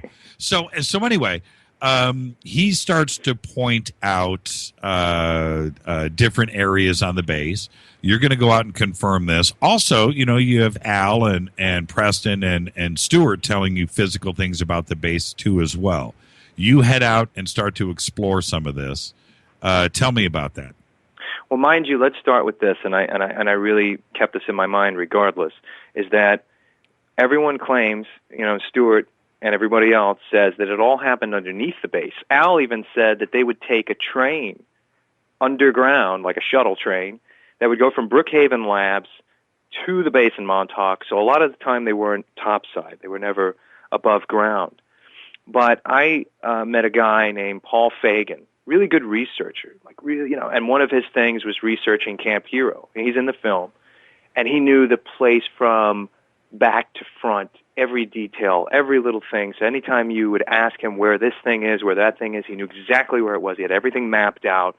In the sense, he's a genius because he's just 100% every detail. The guy knows where everything is. So I wanted him to take Eric and I through there, which he did, and he got us inside the tower. We went inside the tower. Now, remember, this is a state park. So unlike Area 51, there's nobody going to be chasing you out of there unless you go into the restricted areas. You're allowed to go to Camp Hero. You can go there. You can walk around the base. And oddly enough, there's signs everywhere saying, oh, you can walk around, but be careful of this unexploded ordnance. Yeah. So, interesting. Okay, so you cracked open a couple of one of the things whenever you have an underground facility, of which I have experience with myself, you've got to have access to it. You have to have exhaust and so forth. You open up and crawl into a few of these. Were you able to? Well, a lot of it was filled with water, right? Yeah, all of the alleged underground entrances were filled with water or sealed with cement. Now, Paul claimed that there was an entrance further away that you could get into the underground tunnels with. And I keep hearing about these tunnels. Of course, this was an Air Force base. That's a fact. And of course, they probably had an underground system to move things around. So I can guarantee there's probably something under there. But is it this covert base that goes down, I don't know how many levels? That's stories. And right now it's a story. And is there a way to find out? Well, I've had people say, well, why don't you just dig? And that's why I did that animation by Will and Trevor is in the movie where you see me on this backhoe kind of like, the rifles come out, and no one's going to let you dig there, especially if there's a underground base where thousands of children were murdered and aliens are down there. No one's going to let you dig. Sorry, that's not going to happen. So we have to find another way to figure this out. And you can explore the base. Maybe there's something topside. Maybe there's something in the tower. If you get caught, you're going to get arrested. We went in there. We shouldn't have been in there, so we went in there anyway. But I think if there is something there, we should start maybe asking questions over at Brookhaven Labs. Of course, they're going to tell you there's nothing, and they're not going to let you explore the place. So I think the smartest thing to do is just keep asking people around the country. Just keep getting people to. If this really did happen, there must be more witnesses, and then you can weed out the people who are lying and really try to find credible people who are part of this thing. Did you ever think about or contemplate scuba diving? Paul mentioned something about that and going in there. I'm not a scuba diver. We could have gotten somebody to try and do that, but again, you need the government's permission to do that. They are not going to let us do it. And so, yes, maybe we can get in we got into the tower. We could sneak in and do that. Mm-hmm. But to spend a full day scuba diving into these holes, I don't know. I don't know how easy we're going to get away with that. How many access points did you guys find filled with cement and water? There looks like there's like a half a dozen in the movie. Sure, more than that. Yeah. They were all over the place in the woods, all over the place. But again, I can't say 100% what they are. Well, they go somewhere. They go down. They go down. There's something there. And now with the elevator inside the radar tower, which I thought was great, you never found stairs that were going down, but you did find an elevator and a shaft. That was really interesting. There were no stairs, as far as I could see, and far as Paul knew, that went down to a lower level, but the elevator went down, which is interesting because maybe that was a way where people could access the lower levels through an additional elevator. Well, you're not going to have an elevator go down one floor. Sure. Was there any way to tell? You can tell that you guys are looking at it in the movie. Was there any way to tell with your spotlights and stuff how far down that elevator was going? It's obviously going one floor because you can see that in the film. I can imagine that if there was another thing down there, another access point, maybe there would be, if you could go down there, maybe get a rope, go down there, look for another door, because maybe that door leads to another staircase that would lead to another elevator. I can only imagine if that's, but again, I'd be really careful. This is one thing that a lot of people, because this is a fun thing for people. They want to, and rightfully so. It's really cool. But when you're dealing with, if this was real, if this is real, hundreds of thousands of children murdered, lies to every American citizen or citizens around the world, because this concerns everybody, that the governments of the world are capturing kids and killing them. I do not think they're going to let you find out. They're going to make it really difficult for you. In fact, they would kill you or remove you from the premises, and if it really did happen there, I believe that they would come out of the woodwork quickly to get you out. So this is not and I don't know, do you want to go down in a base where that kind of thing is happening? Unarmed? Yeah, right. Well, one of the things I found fascinating in the movie was the name of the motel, the Memory Motel. Memory Motel. Interesting. Did you ever find out? Did you find out why that place is called the Memory Motel? Well, apparently the Rolling Stones song "Memory Motel" was written about that particular place, and I don't know why. Preston claims they met in room number 1 when Preston and Al decided to crash the project, and Duncan Cameron. Right. Well, obviously when you're watching the movie about brainwashing, right, kids, and of all things, the hotel is called the Memory Hotel, the Memory Motel. Interesting. There are no coincidences. Yeah, there's a lot of strange stuff. Yeah, I've spent a lot of time in that town. There's some weird little pockets here and there. Like what? What do you mean? Well, okay. For instance, and this person didn't appear in the movie, but I spent time at the Montauk Library. I did a lot of research. and I went through their microfiche, and I was really doing that stuff, even though it was photographed for the film. I was really researching there, and so I talked to one of the archivists, and I first asked her, "Okay, so you know about the stories? Do you believe that anything happened?" Right away, she shooed it off, said, "No way." But wait a second. When I was a little girl, she said, she's got to be in. At the time I asked her, she had to be in her late 40s, early 50s. She said, when I was a little girl, everybody was complaining of headaches in the town, and all of our TVs were going haywire, and there was a lot of weird stuff going on at that base. So she contradicted herself. And so you have to, if you go to a town and you ask, did this stuff happen? You have to think about it for a second. There's this real protective nature that people have. This is their town. They're worried. Not all of them are really into the stuff that we're into, so they don't want this. They might not want this idea that children were kidnapped and murdered in their wonderful, sleepy town, so they're going to tell you, no, it didn't happen. 2 minutes later, she said, yeah, something did happen. Then I asked her to be on camera. She said, I'm not going to be on camera. There's no way. But that happened, and that's honest to God. Did you ever think about contacting Mark Hamill? Well, why in particular? Well, Al has mentioned his name over the years many times about being involved in Montauk. Okay, wow. Did you never thought about contacting Mark? No, I heard, Preston said a lot of things too. I had to break this down into the strongest points and the points that I felt were important. And yeah, there's so many people. That's why I'm going to do a second one, because I feel like those residuals, like contacting Mark Hamill, might be interesting. Al also claimed that the lead singer of the Moody Blues was his son. Yes. Okay, so and here's another thing. I have a lot of footage of this too.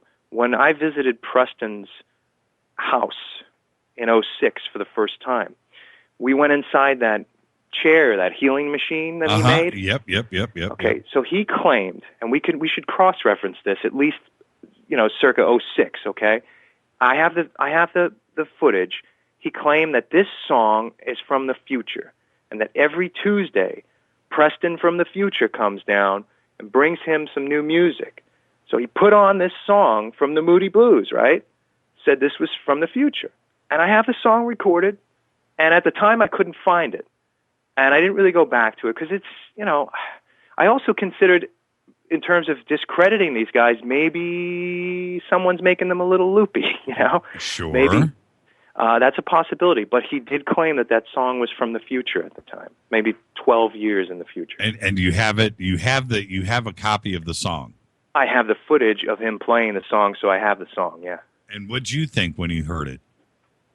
At that time, again, I was really skeptical. It wasn't until in 2006 that I went to Stewart's. And again, this can get very confusing because remember, I interviewed Preston and Stewart twice. Right. You're looking in Montauk Chronicles now, the second interview that was shot in 2013. Those other interviews are the first ones that I experienced in 2006. Now, what if it was released in 2010? It'll blow me away. We should check this. I haven't gone back to it because I've been so occupied making the film. Oh, man, you got me now, man. We should check that out. Is that footage on the DVD? I'll put it on the DVD. Okay, I got to see that. I have my ways of finding that stuff out. Oh, that's good stuff. I put it along with some extended stuff, but I didn't show any of the interviews from 2006 outside of Al's extended because it was unnecessary. I felt there were better things said, but there's a little bit of that footage on the DVD, yes. This is Faded Black on the Dark Matter Radio Network. I'm your host, Jimmy Church. We are talking with Chris Garetano, director, writer, editor of, I keep saying the Montauk Chronicles, but you took the off. Why'd you take the off? It was never there. It was. So what do you do when somebody says the Montauk Chronicles? Do you correct them? No, I let them say it. Okay, you let them say I'm it. sure they'll see the title on the box or something, or the movie. So how do you say it? Say director of Montauk Chronicles. You can do it. You can do it without saying the. Yep. Okay. All right. I can't. I can't. I'm trying. Whatever's comfortable. All right, everybody, welcome back. Fade to Black on the Dark Matter Radio Network, bespoke radio for the masses. I'm your host, Jimmy Church, talking with Christopher Garetano, director of Montauk Chronicles. Yeah, I dropped the Chris. It wasn't that rough. I got through it. We were just talking about, let's get back to it. I know it's a hard subject to talk about. I'm a dad. Are these 100,000, children have disappeared. Now, some of them may have been lost maybe in time travel experiments, maybe where it was a physical travel of the body and not necessarily something of the mind traveling time. And that's tragic, too, because those kids were an experiment and were, dropped off in the future or in the past, and that's it. They're stuck somewhere. But for those that were maybe here that passed away through torture or maybe just a basic mental breakdown or passed away or just out and out murdered, where do you think they've disposed of the bodies? Again, and I was telling you this when we dropped out over here for a little while. I take this stuff really seriously, and I think about it on serious terms. And again, we can all role play and have fun with this, but we're talking about mass murder, okay, if it's true. And right now, we're about to speculate as to where these very powerful, very rich mass murderers hid their bodies. And so, we got to be a little careful, I think, because otherwise then it's all bull. So, but Mr. X, as you call him, and as I've called him in the past, claimed that there was outside. You'll see in the film outside. He said the bunker that he was brought to by Al Bielek, where they experimented on him, and I had never been there before. He said across from that, there's this dry marsh that used to be submerged in water, and he claims there are bodies in there. But again, I have the same feeling that if you tried to go in there and dig a hole, it'll be minutes before somebody removes you, if something is there. If nothing is there, then you'll probably be digging to China. But if there is something there, I have a strong feeling that someone's going to take you out and either remove you from the premises or remove you, period. So I'd just be really careful. If you're investigating something like this, remember, you're talking about mass murder, you're talking about all-powerful governments. Illuminati, not to be messed with. Don't mess with it. Right. Be careful. So you're not the Hardy Boys. You need to be really careful. I wouldn't jump into a base filled with dangerous equipment and aliens and guys ready to kill you, because what are you going to do? Oh, I just love science fiction, guys. Don't kill me. They'll kill you. Right. And what about that? Did anything strange happen? Well, I'm sure a few strange things happened, but anything strange happen as you were in production that gave you pause? Yeah, I think the overall feeling one thing to note, the overall feeling that I felt like I was moving through cement. Because no matter how hard I tried to push this thing or try to get things done, and I was working around the clock throughout this thing, it just felt like everything was just so difficult to even take a step forward, and it never felt that way on anything else I was doing, just this project. Mm-hmm. So I don't know what that is or why, but that's certainly something, because I feel like if someone was trying to stop me, you would find me dead somewhere, and they would say, oh, it was natural causes, or make up some stuff. Or, if someone was trying to stop me, it would be very covert and very subtle, like making time slow down while I was working on something, make it feel like it was just impossible. But I can't say that anything was being done on purpose. And then at the base itself, there were times where, it's the middle of the night, 3 o'clock in the morning in January, it's freezing cold. I'm shooting time lapses out near the base, and there's some weird lights near the tower. There shouldn't be any lights near the tower, but Eric and I both saw it. And again, I didn't bring it up in the film because it would go nowhere, and I didn't want to just make it like these paranormal TV shows, all respect to them and everything, but right. I didn't want to exploit, we saw a weird light. Oh, we heard a noise. What did you see? What did you see? There was a blinking light over by the tower near the ground. It was green in color, and it just kept blinking. And we looked to see what it was. We walked over there. It wasn't there anymore. So I don't know what it was. I can't say what it was, but it was there. Both Eric and I saw it. He's a skeptic. He saw it. We were talking about it while we had to stand by the cameras to shoot the time lapse. But well, there was another scene also in the movie that the follow-up isn't in the movie, where you heard voices when you were inside the tower. We did. What happened there? And again, this is something else I didn't want to make a big deal out of because I had nothing to follow it up with. But we just thought maybe it was the authorities trying to get us out of there, so we left. We didn't want to get arrested because we would have. But we heard somebody. When we got outside, it was dead. There's nobody there. But we heard people talking on the lower levels. It's not really a place for squatters either because it's kind of in the middle of nowhere. And in the wintertime, it's not a place where you really want to be, unless you're just hiding out. No, it's nasty. There's nothing happening. Yeah, it's nasty, rusted, dirty. Were you able to go back and listen to the audio on your footage to see what they were to hear what they were saying? It was the same kind of murmuring sound, but one thing we did find was a humming that we were picking up whenever we went near some of the hatches, especially the one that Paul claimed was a power room, a low, embedded in the ground power room, a power station. These things are supposed to be off. And so when we went near these things, there was kind of an interference with the camera a little bit. And again, I didn't want this to be like, a TV show where we're just kind of taking every little tiny thing and exploiting it. So I wanted to just focus on stories mostly.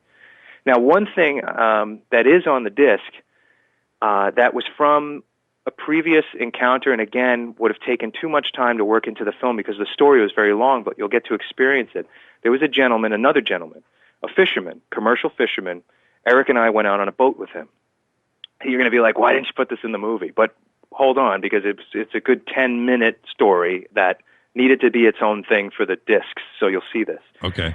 This commercial fisherman claimed that he was fishing for shark, and as he was coming into shore, it was late one night, the sky was clear, they were in the boat, and something came out of the water, hovered above the boat, and we're out on a boat with the tower in the background. His face and voice are obscured as well, because he didn't want anyone to know. He works for a big TV station, and he also is a commercial fisherman. He just didn't want anyone to know he was saying this stuff. Okay. So he claimed that a craft came out of the water, hovered over the boat, and took off into the sky. What? So I just wanted to hear his story. He tells us this story. It's creepy. And I talked to this guy in person, and he just didn't want any part of it outside of being able to tell me that he saw this thing.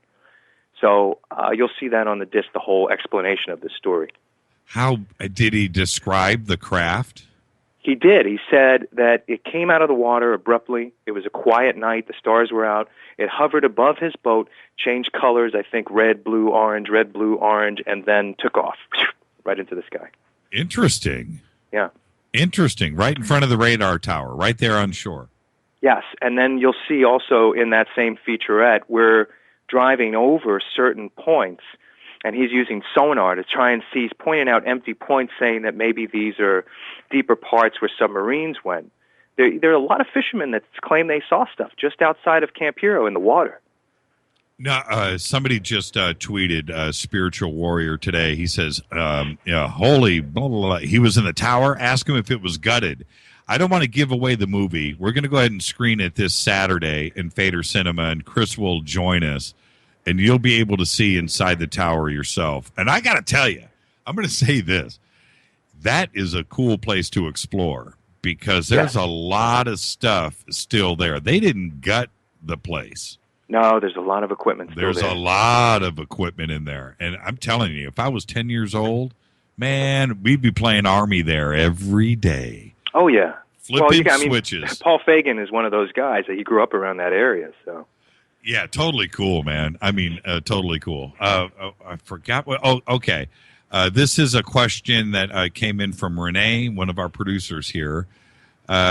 She says, in telling you of their experiences at Montauk, were Swerdlow, Bielek, and Nichols dealing with conscious or retrieved memories? Well, Al claims that they were retrieved, and Preston claims that they were retrieved. Stewart, however, says he never lost his memory, so he was always conscious of what he went through. With Preston, what was, for everybody out there, what, Stewart, I'm going to let you go ahead and answer the question. Stewart was a victim, but Al was kind of an employee / victim.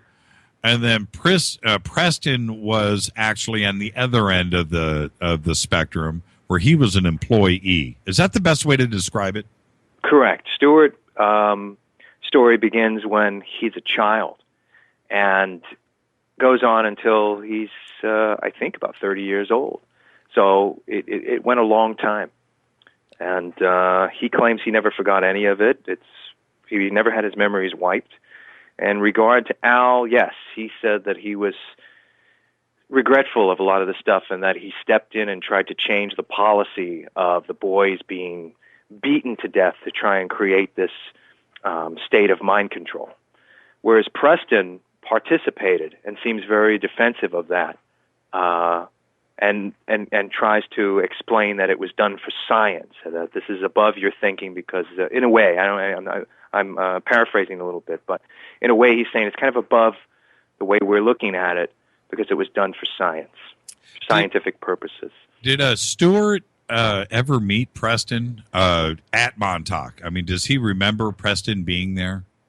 Well, their first encounter was at this. They had in the early 90s, there were a bunch of these kind of private get-togethers at apartments in New York City. And I believe that's where Stewart met Preston, and Preston drove him home that night. And I'm sure Stewart will tell you this in more detail, but Preston told him he remembers him from Montauk as a child. And what about Al?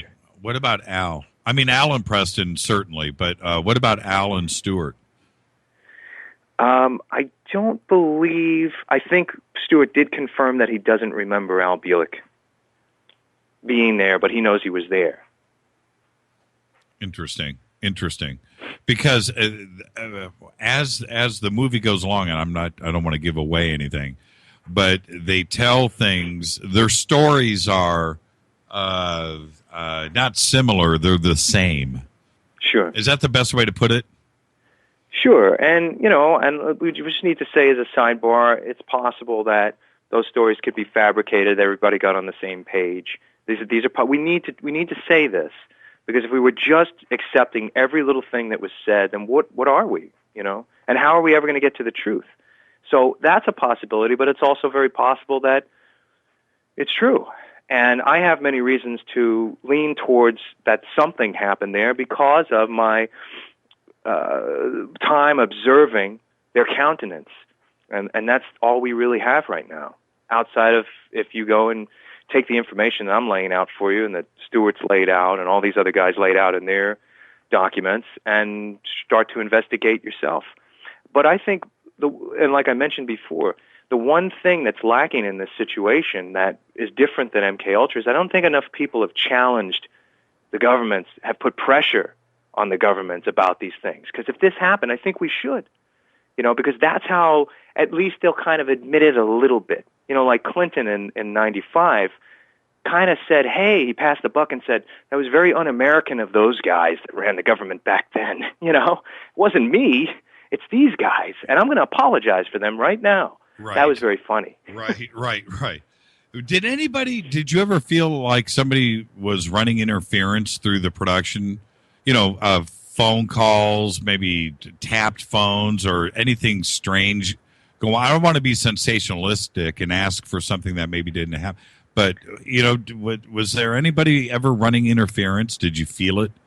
Yeah, I did. And again, I was trying to make a point not to really go into this too much, but and I don't want to, I don't know how much he wants people to know, but the gentleman I was working with in the early days, John Brody, was severely affected by the situation to the point where it really damaged his life and, really caused problems between us and all these things. So I mean, he was hospitalized, to put it plainly. So, yeah, it had an effect. I don't know why 100%. I don't know how, and I can't say exactly if it was some other force doing it to us, or it was just basically being exhausted by the subject matter, because it's a different experience when you're reading the books and you're enjoying this as a story.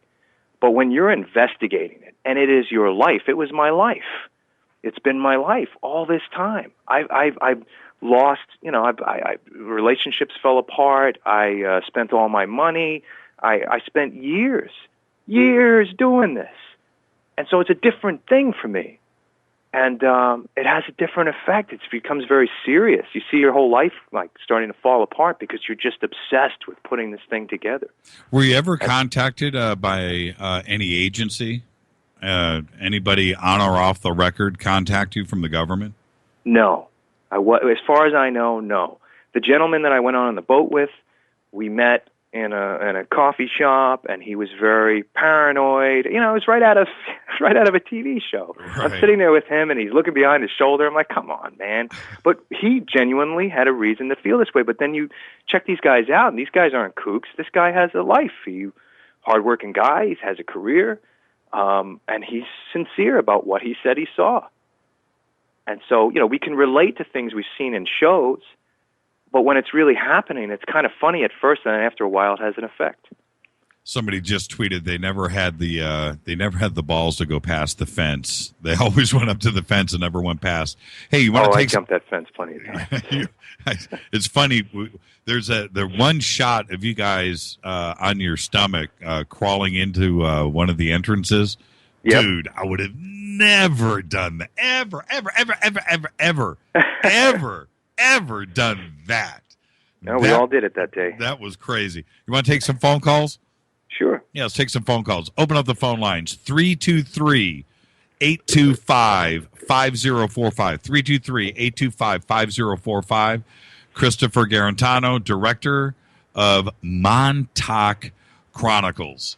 Now, I also wanted to ask you, aside from Peter Moon, did anybody else contact you about the movie? Well, in regard to people that claim they were involved? Well, there's that, and like Andrew Bashago, did he contact you?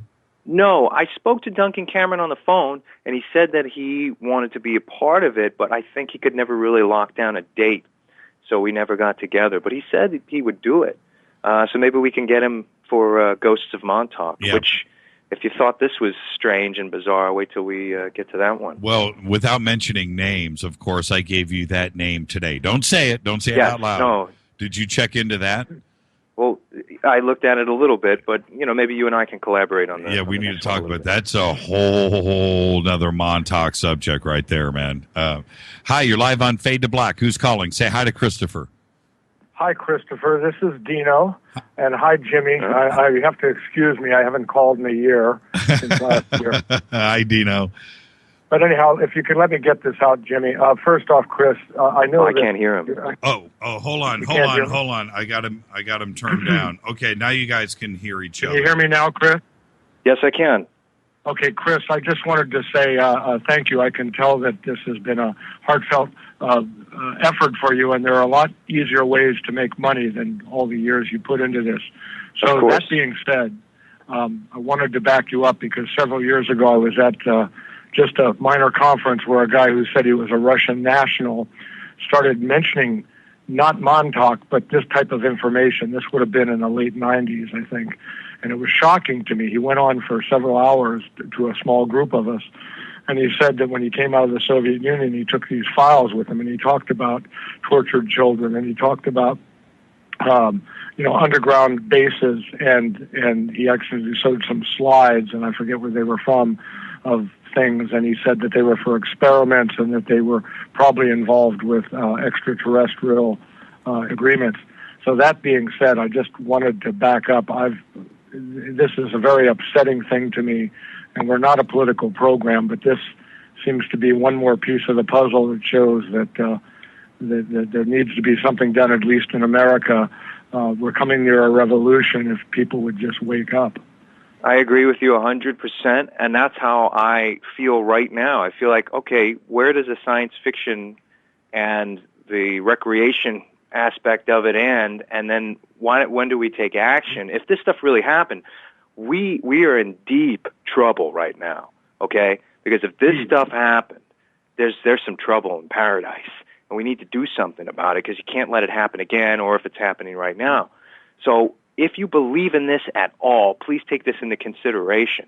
You need to do something about it, something. You can't let it go on. You can't just enjoy it as a story. If you tell people you believe in this, you need to do something. So that's how I feel. This is not the X-Files TV show, as entertaining as that was. And I wanted to mention one more thing about, it might have been Carrie Cassidy.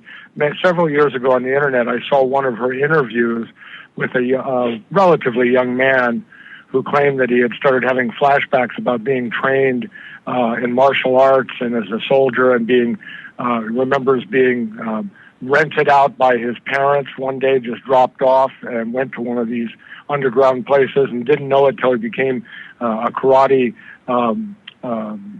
competitor. And he said that he was working with his instructor, his sensei, and at one point something happened where he did a move that everybody said, "Wow, where did you learn that?" He said, "I don't know." Wow. Well, we need to collect all of this information, and it needs to be presented somewhere in some public forum outside of the movies, outside of the books, and someone needs to start somewhere. And I think we can, Thank you. We can, but it's going to take a lot of us, because when I approached Nancy Pelosi, the senator, at a casual meeting during a Veterans Day thing, she jumped away from me like I was a crazy person. Of course, because if you do it alone, or I do it alone, we're crazy. But if we come in number, hundreds and hundreds of us, and we prove that we're sound-minded people, someone's going to listen. Now, they might say, "Oh, yeah, something happened. We're really sorry because it happened at a time where none of us were involved." Right. But then something really did happen, like with the Tuskegee experiments and MKUltra, because they did admit to it, but it was very cowardly, and they passed the buck. And so let's just open our eyes and start looking at the truthful parts of this story.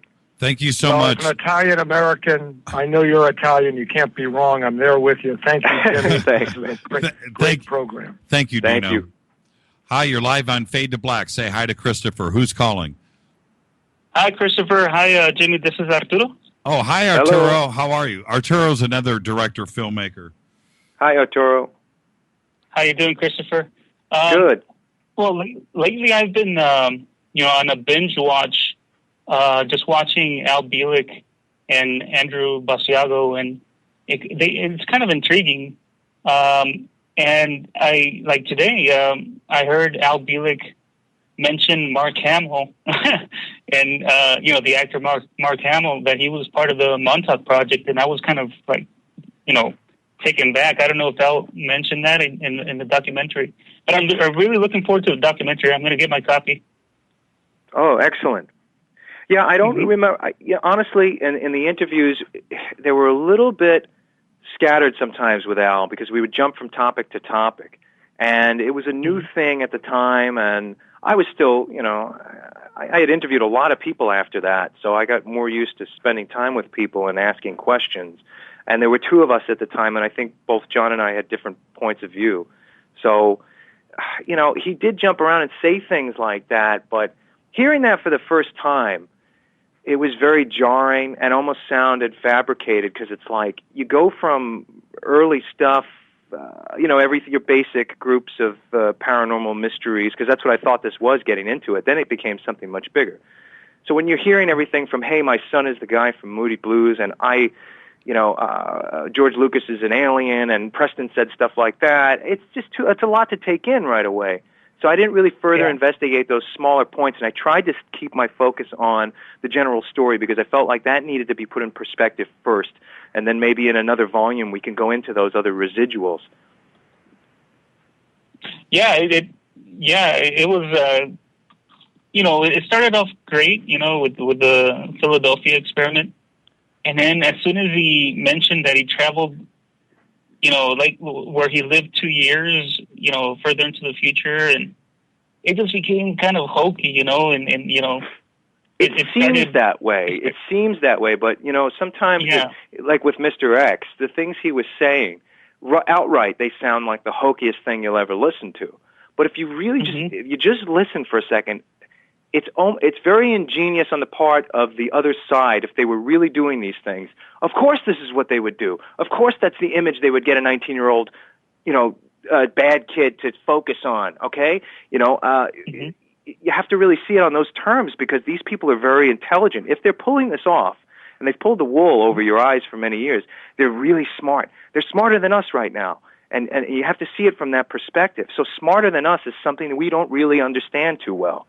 And you have to go from there and keep your mind open to everything. Oh, yeah. My mind is open. I mean, I do believe Al Bielek, something really happened to him. And the stories every time he speaks, he always continues to talk. And he doesn't let the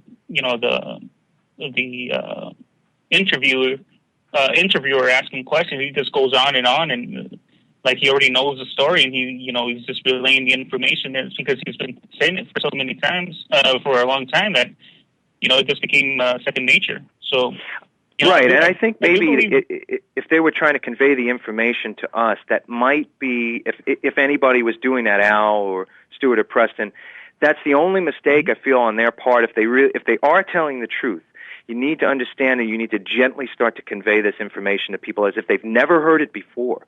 So you can't just outright say, hey, they're reptiles ruling the universe and they're wearing human skin, because we only know this stuff from movies.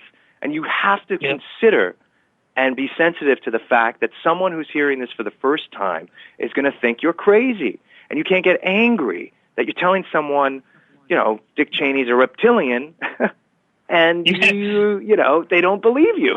And they think you're nuts. Yeah. Thank you so much, Arturo. Yeah. Hey, we'll see. Thank you, Jimmy. You got it, brother. Hi, you're Take care, man. You're live on Fade to Black. Who's calling? Say hi to Christopher. Hi, Christopher. This is Mark from Florence. I wanted to ask you about Andrew Basiago and Project Pegasus, which supposedly sprung out of the roots of Montauk.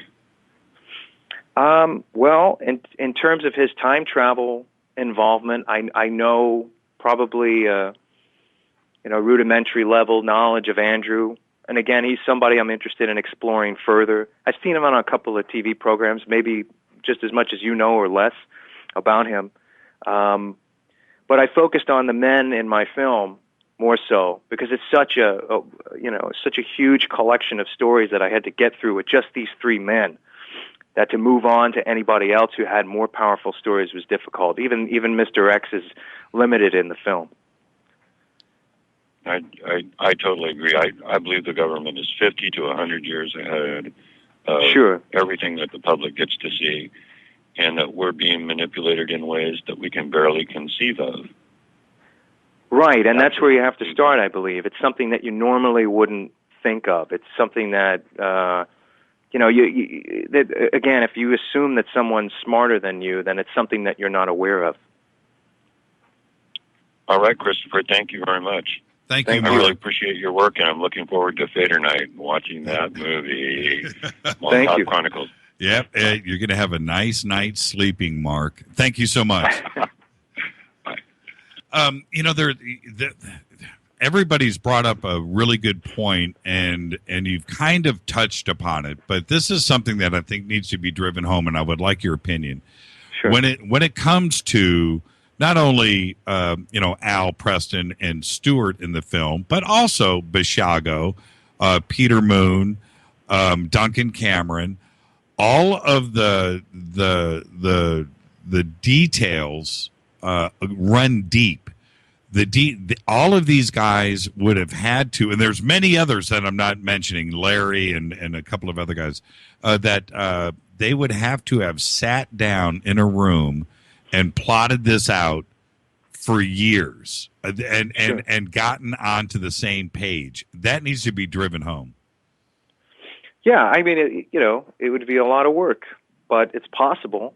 But again, I would look more into, because I try to show you associated or relative things that we can prove. Like I said, the Tuskegee radiation experiments and those mind control experiments at MKUltra. These things happen. So I wouldn't immediately dismiss Montauk, and I'd start from there. Because if you believe those things happened, and they did, then Montauk could have happened. Hi, you're live on Fade to Black. Say hi to Christopher. How you doing, Christopher? Good. How are you? Doing? My name is Greg. Hi, Greg. Hey, Greg. How's it going? Good. Good. How you doing? Very good job on the movie. I just want to let you know that outstanding. I saw it and it was very, very good. Well, hey, Greg. Let me stop you right there. Since you have seen it, it's pretty amazing, isn't it? Oh, it's awesome, outstanding. Was it what you expected as you started to see it, and then by the time you get to the end, it's not really what you expected, was it? No, it's everything that I expected. Totally, 100%. It was outstanding. It was perfect, actually. Everything was to the T, pretty much from my experience. Now, were you into the subject matter, Greg? Like for many years, or? Yes, I've experienced a lot of things with it and learned a lot about it, and I believe that there's an NSA base under there, and that just to reiterate on what you guys were talking about, that the memory motel was basically to erase memories, from my knowledge of what happened there, and that they will come out. There's a lot of stories of people being shot with tranquilizers, and then they bring you to the parking lot and they drop you off there, and then you wake up and you don't, they come out at night with Rottweilers. There's tons of security at that base. A lot of security. I've heard some stories about that, but I wanted to ask you, so how do we prove it? I mean, in your opinion, someone who's been immersed in it for years and reading about it, and now that you saw this movie, what do we do? How do we try and prove it? I think people should get together and try to sue the government, and the whole thing is people think that they're going to say, "Oh, you're crazy," and lock you in a mental institution. Hey, Greg, that's why a lot of people didn't try to sue, like in '94 with in Nevada over there. They had a little more evidence, I believe, with paperwork and stuff like that. Greg, that's why they did that. Do you live near Montauk? No, I grew up out east. I grew up out east when I was younger, but I'm in the middle of the island basically now. But well, it sounds like you have you've found out some things when you talk about the memory motel. That is, Chris and I were talking about it earlier in the show. It is a weird name for a motel. There. Well, basically, a lot of things they did, and if you read the Montauk Project, basically, a lot like the Philadelphia experiment in the beginning was to cover everything up. Just like Star Wars, when they cover it up with Chewbacca, and, it sounds crazy, but a lot of these Sasquatches that people are saying too, and, if you look at Junior, who came out of the chair, he looked kind of like Sasquatch. He was a beast, he had a hair. And they're saying. So, in other words, you're saying movies were made to kind of distract us from something that may have really been just like the Star Trek phone and everything. Now it's a cell phone. Everything to hide the truth. They put it in the movies. The Gate. Wow. Interesting. 12 Monkeys. 12 Monkeys was basically the closest you're going to get to it.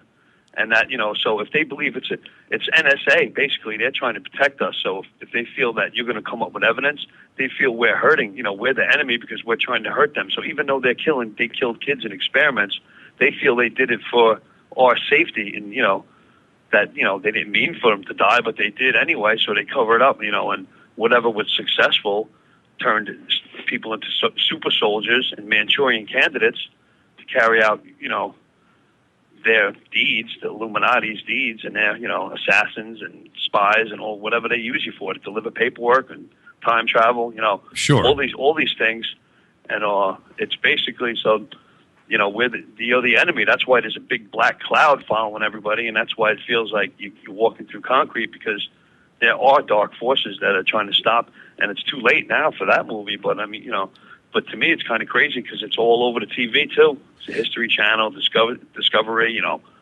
Well, yeah, I don't want to run this in the ground, but when in Montauk Chronicles, when that scene cuts and you see the name of the motel, it's a shot outside of the motel. It's right there, Memory Motel. It's just like, come on.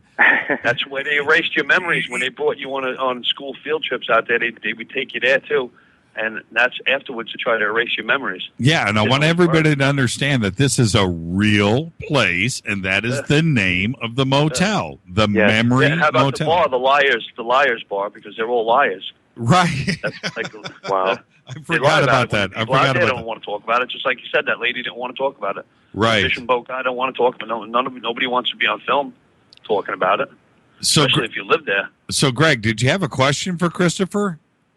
No, I just wanted to tell him that he did an awesome job, and that was the best movie that I've seen. The best movie that I've seen in the last. It's 12 Monkeys. Oh wow! Thanks, man. Wow, this is a totally guerrilla film. I mean, it was made underground money. Yeah. You know. Oh, it was awesome! Outstanding job. Yeah, totally. Thanks. Thank you, Greg. Hey, you have a good night, man. You too. Have a good night, guys. You too. Thanks. All right, that opens up the phone lines, 323-825-5045. I'm going to talk Chris into hanging on for another 10, 15 minutes. So we'll take a couple more calls, 323-825-5045. This is, I know this sounds kind of strange, but the trippy thing about Montauk Chronicles is that you could get the best screenwriters in Hollywood, where I live, around a table and go, dudes, okay, let's come up with something. And no matter what they do, how far out they want to get, it wouldn't get as far out as what Montauk Chronicles is. Do you agree? No, it won't, because there are too many regulators. And if we end up becoming like the 70s again, where the studio heads start trusting the artist and allowing them to do what they want, then you'll get stuff like that.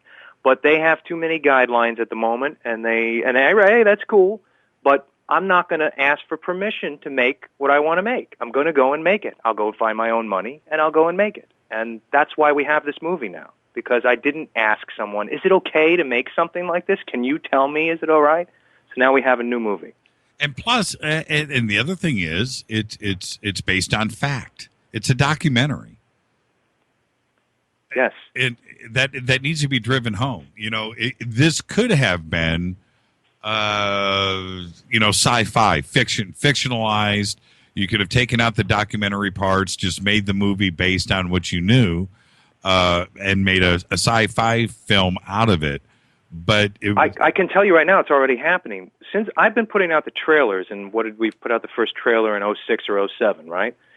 It was 2 years ago that Ryan Murphy, the guy who produces Glee and American Horror Story, announced he's going to make a TV drama thriller called Montauk, about a family living in Montauk dealing with the conspiracy aspects of the place. Interesting, right? Yeah. I don't know if that's still happening, and maybe he's listening to this right now, and that's cool if he does it. But I hope he, makes it really interesting, as opposed to just doing the same old again. I'll tell you something funny about Ryan Murphy off the air. I can't do it here. Can't do it Sure. publicly. But that would be easy to do, because the script would write itself. Sure. Oh, man, that's taking the easy way out. Yeah. Oh, man. 323-825-5045. You can also Skype in Fade to Black 14. Real quick, let's now I'll throw you a couple of softballs. What's next? What are you doing now? I'm making something called Spirit Chronicles. I want it to be this epic exploration of the history of death and discorporation and the afterlife, from Aboriginal man on to the central story where someone dies from a suicide and is trapped, haunting the house. So we're exploring real things, real stories throughout, but also this kind of fictionalized story that's leading us through. And by the end, he transforms and steps through, and it's not this beautiful thing where his family's waiting for him in the light, but more of like this cosmic transition, as it may be when we die, if there is anything else. And I really want it to be this incredible film, and I've been writing it for a while, and there are people interested in helping me put it together in terms of money. And it's called Spirit Chronicles, very different than what I just made. And then the follow-up to Montauk Chronicles, which is Ghosts of Montauk. So those are the two things I'm developing. We'll put that thing right on Truth Funders. Have you heard of Truth Funders? No. Okay, Truth Funders, one of our sponsors here on the show, is a crowdfunding website company for the paranormal. So, wow. Yeah, movies, books, expeditions, inventions, all things of the paranormal. So we should just I'll put you in contact with Mark Schwartz. He was actually on the show right before you tonight. Oh, wow. But we'll put you right in touch with that. That sounds like something right up Truth Funder's alley. You guys need to get that going immediately. Sure. Well, the idea is to do something that no one has seen yet. And that's what we need, because it keeps us stimulated. It keeps us thinking. It inspires. We can inspire each other. There'll be a chain reaction, and new work will be made all the time instead of some of this stuff that's being pumped out to us. And I don't think it's so very good. What about Sundance? What do you? I don't know. I mean, again, I'm someone who's a firm believer in my own path, and anyone that wants to partake in what I'm putting out, great. I don't second guess myself. I know what I made. If you don't like it, that's cool. But I am not one who would submit myself to somebody saying, well, it falls apart here and this and that. And look, great. You don't like it. Fantastic. But I spent thousands of hours making it, so I'm very clear on what I put out, especially at this time after doing this for 20 years, So I'm clear on what I want to put out in the world. And, Sundance is a big kind of, it's got a lot of politics involved, and I have no problem playing my film there if someone wanted to play it. But I also am a firm believer that we can go beyond those points. I think the Philip K. Dick Film Festival is much cooler than yes, it is. Sundance. But you're not interested in doing the festival tour and submitting it just to get reactions? No, I am. I mean, that's why it's playing at Philip K. Dick, and I have a feeling we might have another show at the International UFO Congress, and I'm going to keep hitting all of these festivals, as many of the festivals that want to play it. But, a Sundance deadline passed a while back, so they would have to come to me and say they would be interested in playing it, and I'm happy to play it there, because it means more people checking it out. But I feel like, as a movie maker and other movie makers out there, you should release your fears. Don't be so afraid to start selling your work, because in this case right now, I'm getting a lot of attention for this film, and I completely made this on my own. I released it on my own, 100%, and festivals are still playing it. There's cable that is interested still, so you're not breaking any rules. And sometimes they make you think you are, so everyone's afraid, and they want to take it on that festival circuit for 4 years, and then eventually give a lion's share of what they earned to someone else. Well, I refuse to do that.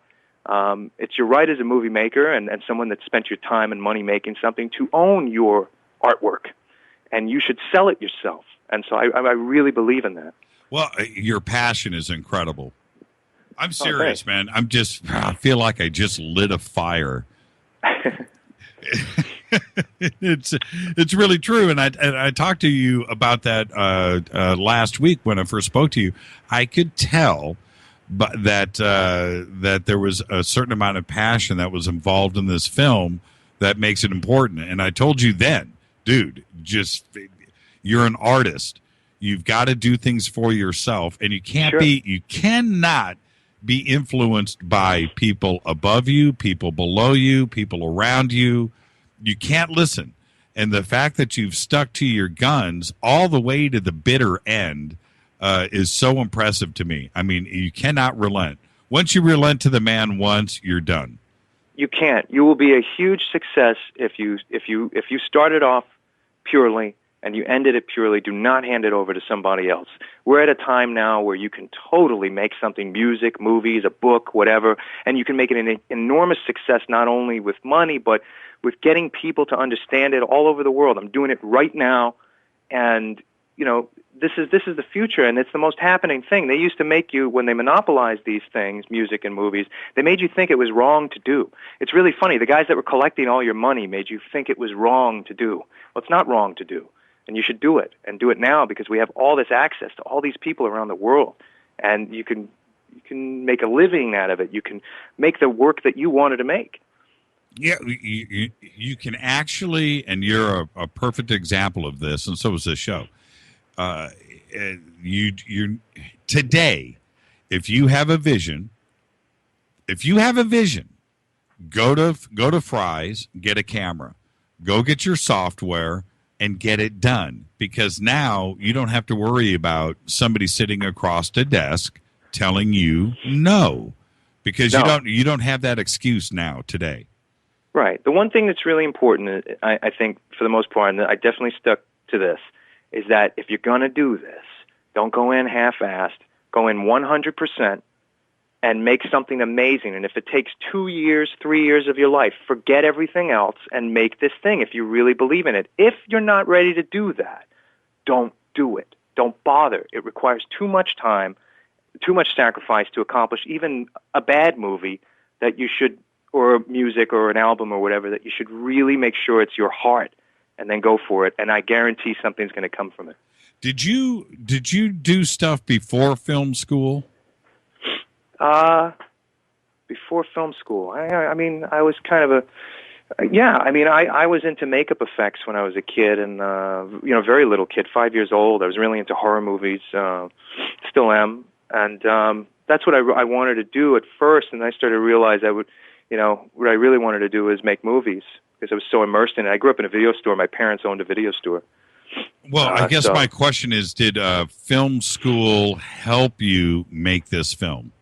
Oh, yeah. Yeah, no, I'm a film school graduate. I didn't drop out, so I stayed the whole run, and I really believed, being in New York at the time and being exposed to world cinema at that film school really helped, yeah. No, and all the experiences I had while I was there, of course, of course. A multitude of things happened that I think influenced whatever work you saw come from me. Yeah, I'm a firm believer in school. If I won the lottery tomorrow, I would go back to school for the rest of my life. That's what I would do. And I believe in it too, but see, there are things now that didn't exist back then that I feel if you're diligent, you don't have to go to film school. You can really get all that knowledge from the internet if you apply yourself and then understand that it's most important that you do something original. If you look at all the big guys in film or in music, they were original. They did something amazing, and probably a lot of people told them, "Oh, this is not going to fly with any of our companies," but they did it anyway. And that's what you can't listen to that guy that tells you, "I'm just giving you constructive criticism. I'm a really rich guy and I want to mold you." Right. Tell him where to put it and go do the thing you wanted to do. Exactly. Fly a mission, Chris. Drop a bomb. All right, I'm going to save the best for last. Okay. The alien in the movie. I'm not going to give away anything. Well, I so want to make the question clear. That alien is portrayed like no other alien I've ever seen before. Oh gosh, I don't want to give anything away. Where did the inspiration of that alien come from? Did it come from Al, Stewart, or Preston? Yeah. Well, it came because the idea of Montauk was this grungy, cold, technological, dark, emotionless, angry thing where children were beaten and killed. And so if I just put the simple gray alien archetype in there, it would have been very boring. So I wanted something that represented what happened there, and it was kind of an amalgam of a lot of different creatures that were described to me, plus, a bunch of us got together and discussed what this thing should be, and obviously we didn't have tons of money, but I think it's interesting. I never saw a gray alien like that before myself either. So again, that was how these three were describing the alien to you, for you to create the alien that is portrayed in the movie? Yeah, well, there were several different gray species that were described to me, and some of them were very, like filthy, angry, aggressive ones, and then there were the docile ones, and Stewart explains that some of them were just avatars that were created from human fetuses. So this is just, taking some, because we don't have pictures of them. So, and I obviously couldn't afford to do all of the aliens, so I kind of made an amalgam of things that they described was there. Has Stewart seen the film? He was the very first person that I contacted to show the movie to outside of some of my crew that needed to see it while we were working on it. But the problem was, when I finally got it into because when you're mastering on, and I don't want to get into too much technical jargon, but when you're mastering on Blu-ray and DVD 9, you're not really creating masters for people to see. So I wasn't, those were very particular masters that were sent to the manufacturer. Mm-hmm. So I personally did not even have a DVD copy to show. I had files and I had streaming. And to keep it secure, we created this file system where each would be individually generated. But I think Stewart may have some trouble with the internet at the time. So I know he's going to appreciate it because it was made with the utmost respect to everybody in the movie. But I think he's going to see it within the next couple of days. It's just unfortunate we didn't get a chance for him to see it yet. Okay, I'm interested. What about Preston? Has he seen the film yet? Only because Preston's a little harder to reach. He's not active on the internet. Right. And we're actually trying to get him. Unfortunately, Stewart can't make it because he has a seminar that weekend, but we're trying to get Preston for the Philip K. Dick Film Festival, and we're pretty close to nailing him down. So he's just a little more difficult to reach. I'm only asking because I want to know when it comes to those alien scenes, what the reaction is.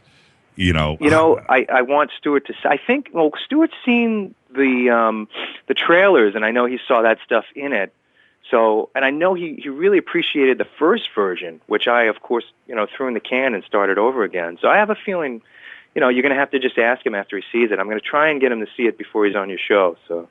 Okay, it's got to stir some emotions, and I'm just wondering if they're going to go, dude, that is exactly, because the alien is not, like you just said, it isn't like what you have seen in other movies, completely. And it took me by surprise. Disturbing, yes. Different, totally. And I've never seen anything like that. I'm just wondering what the reaction is going to be. I was hoping they had seen it. Again, I'm trying to get Stewart to check it out, so we're figuring out a way quickly. I might be able to, burn something. It's not as easy as just, quickly copying something, that was already exported and created. I don't want to get into too much of this right now. But sure. Yeah, totally. One last question before I let you go. The way that the underground is portrayed there's one thing that stands out. It's not giving away the movie. It's just something that I noticed. Everything is dripping, right? Everything is wet. Everything is moist. Everything is dripping. Was that a liberty on your part, or was that something that also was consistently described? That was described. So I just followed with the descriptions on that.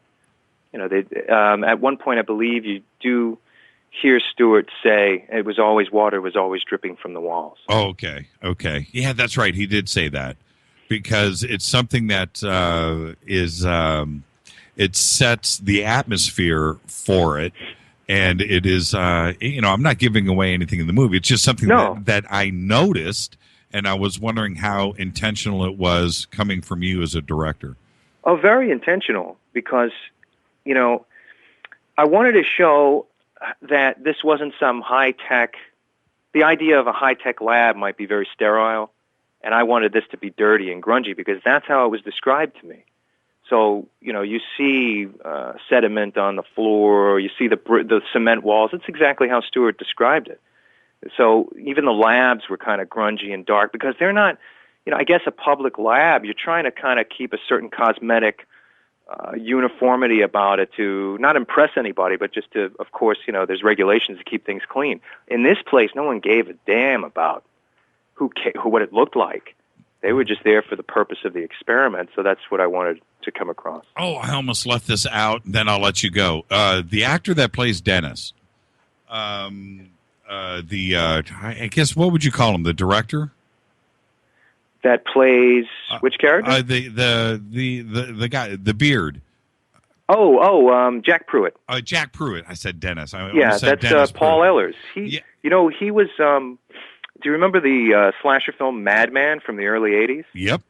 He was Madman. Now his character is very deliberate.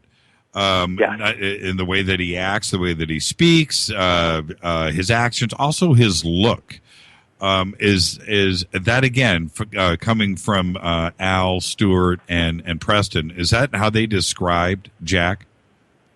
I got very vague descriptions of Pruitt. So basically, the Pruitt character is a collaboration between Paul and I, and how we assumed maybe he would be, because I felt he would always be like this uncle character, trying to win the affection of these boys and then later on turning on them. And again, that's the general concept of the program. Sure. They would, good cop, bad cop sort of thing.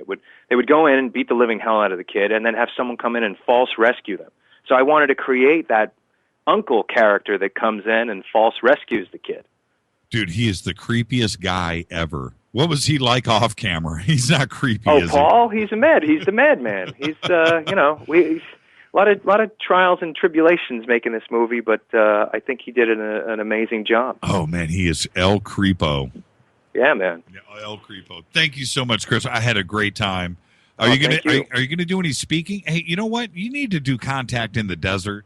I'm gonna have somebody contact you from Contact. It needs to be screened at a Contact in the Desert. And now that the movie's out, I think originally, 6 months ago when they were planning Contact out, the movie probably wasn't released at that point. So I think you need to screen that at Contact in the Desert.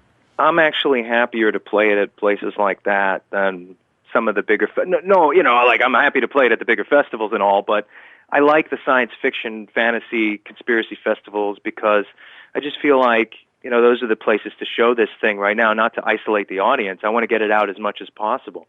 But right now, those are the places I want to show it. And I'm happy to show it at a library or even a small little gathering. I'll show it anywhere. It's okay. I can't wait till everybody here sees it this Saturday here at Fader Cinema. It's going to be awesome. Thank you so much for coming on with us tonight. And anything you want to part with before I let you go? No, give a look at the film. Hope you enjoy it. And I'm around. Anyone wants to say hi. So that's it. There you go. Thank you so much, Christopher. Christopher Garetano, everybody, director of Montauk Chronicles. Thank you so much. Thank you. Have a good night. Have a good weekend. Bye-bye. Thanks, Jimmy. There you go. Wow. Couple of problems tonight with Twitter and things acting a little funky out there in Netland, but it all got resolved and everything is fine. So thank you, Chris. Now, I'm going to say this now. Just go to MontaukChronicles.com. That's where you need to go if you want to see the movie in advance or have it and purchase it and own the DVDs with all the extra stuff. That's where you go to do it. Chris will be with us this Saturday on Fader Cinema. We will go ahead and show the film there. Chris will hang out with us and take questions all night this Saturday. So thank you, Chris. I would like everybody in tweet land right now to tweet Garetano7 and thank him for coming on the show tonight. I had an absolute wonderful time. That was about as perfect of a fade to black as you can put together here. Thank you so much. Wow, my mind is blown. Wait till you see the film. Coming up next. Let me bring it down. Coming up next is the unexplained and expanded perspectives. Thank you, Chris Garetano. Stay tuned. Special thanks to Keith Rowland and our Bell Fade to Black's executive producers, Rita Kamarian. Show is produced by Hilton J. Palm, Mark D. Kovar, LJ3, Renee, and Jonas. Announcers are Steve Harder, Gene Vito, and Mark D. Kovar. Fady by Dale. Webmaster is Method. Music is this guy. Doug Aldrich. Intro by Spaceboy. SpaceboyMusic.com. Everybody go check out Truth Funders. TruthFunders.com. Fade to Black is produced by KJCR. For the Dark Matter Radio Network, I am your host, Jimmy Church. Tomorrow night, live from Austria, Klaus, Donna. Everybody, be safe. See ya.